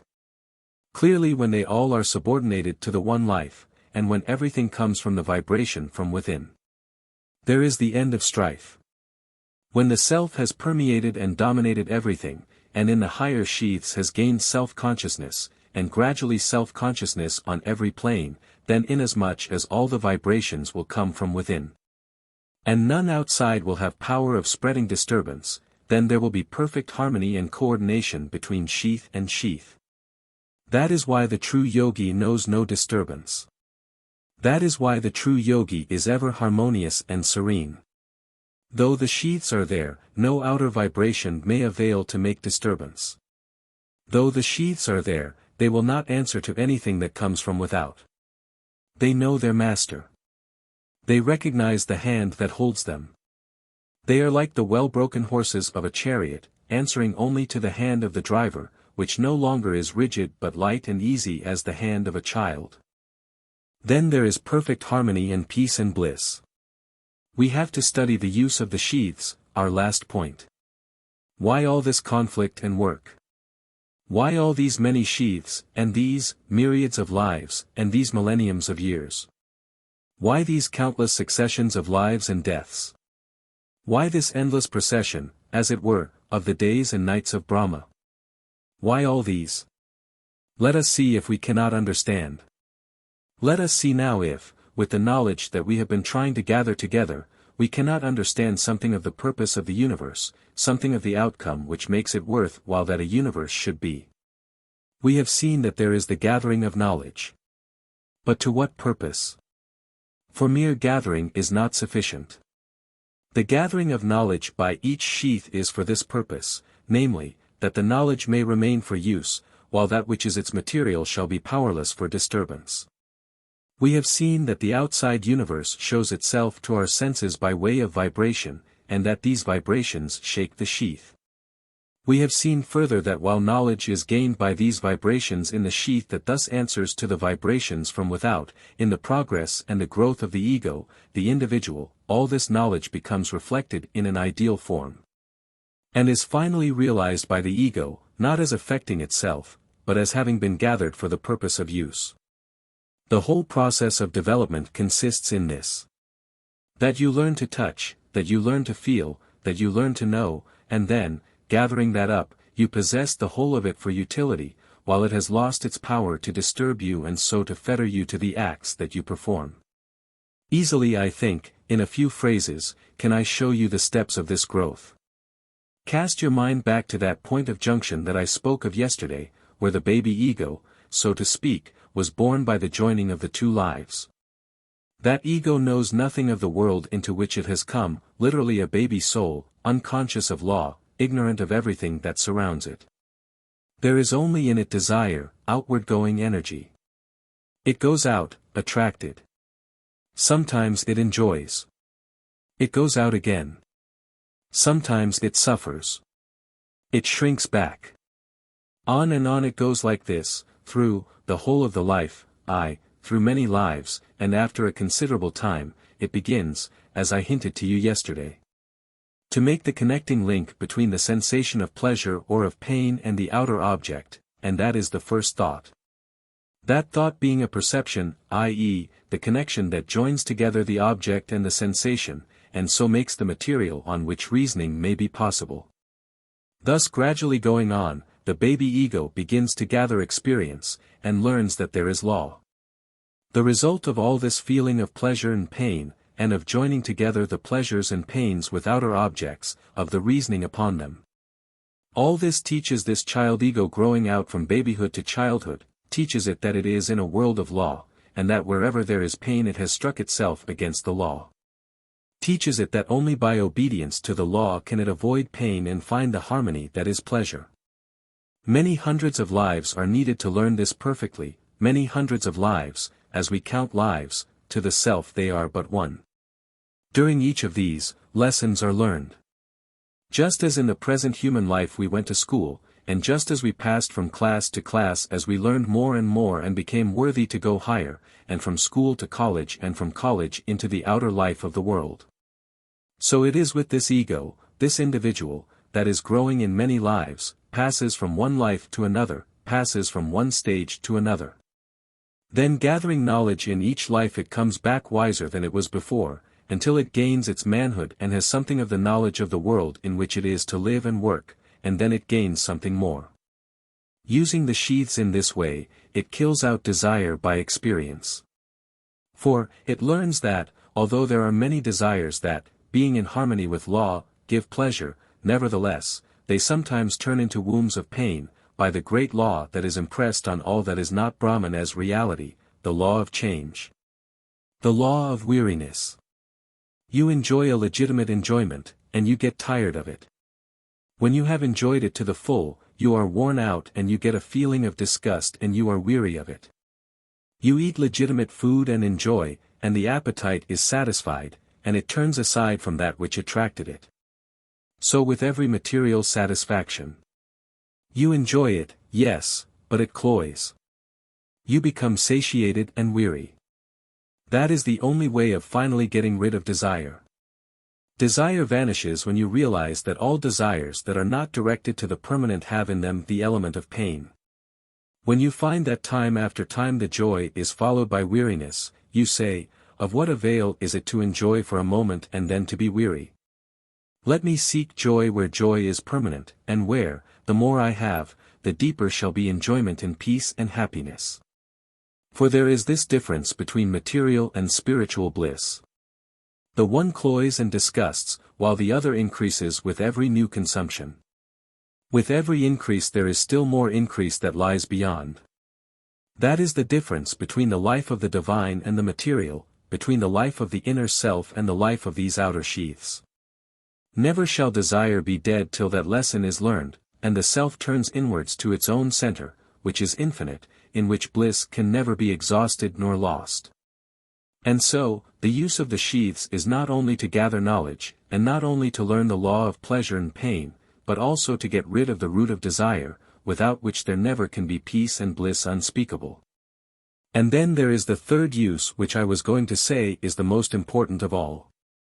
I say it is the most important, because it deals with all men and not with the individual. It deals with humanity and not with the single man. The third use of the sheath is that in the sheath you may feel, and feeling you may learn sympathy, and learning sympathy you may take succor to those who are in pain, for remember, the life of the God is the life of giving. Do you remember what Sri Krishna said? That there was nothing he need do. He acts, not for himself, but because if he did not, the whole world would stop. There then is a higher teaching still than yet we have reached.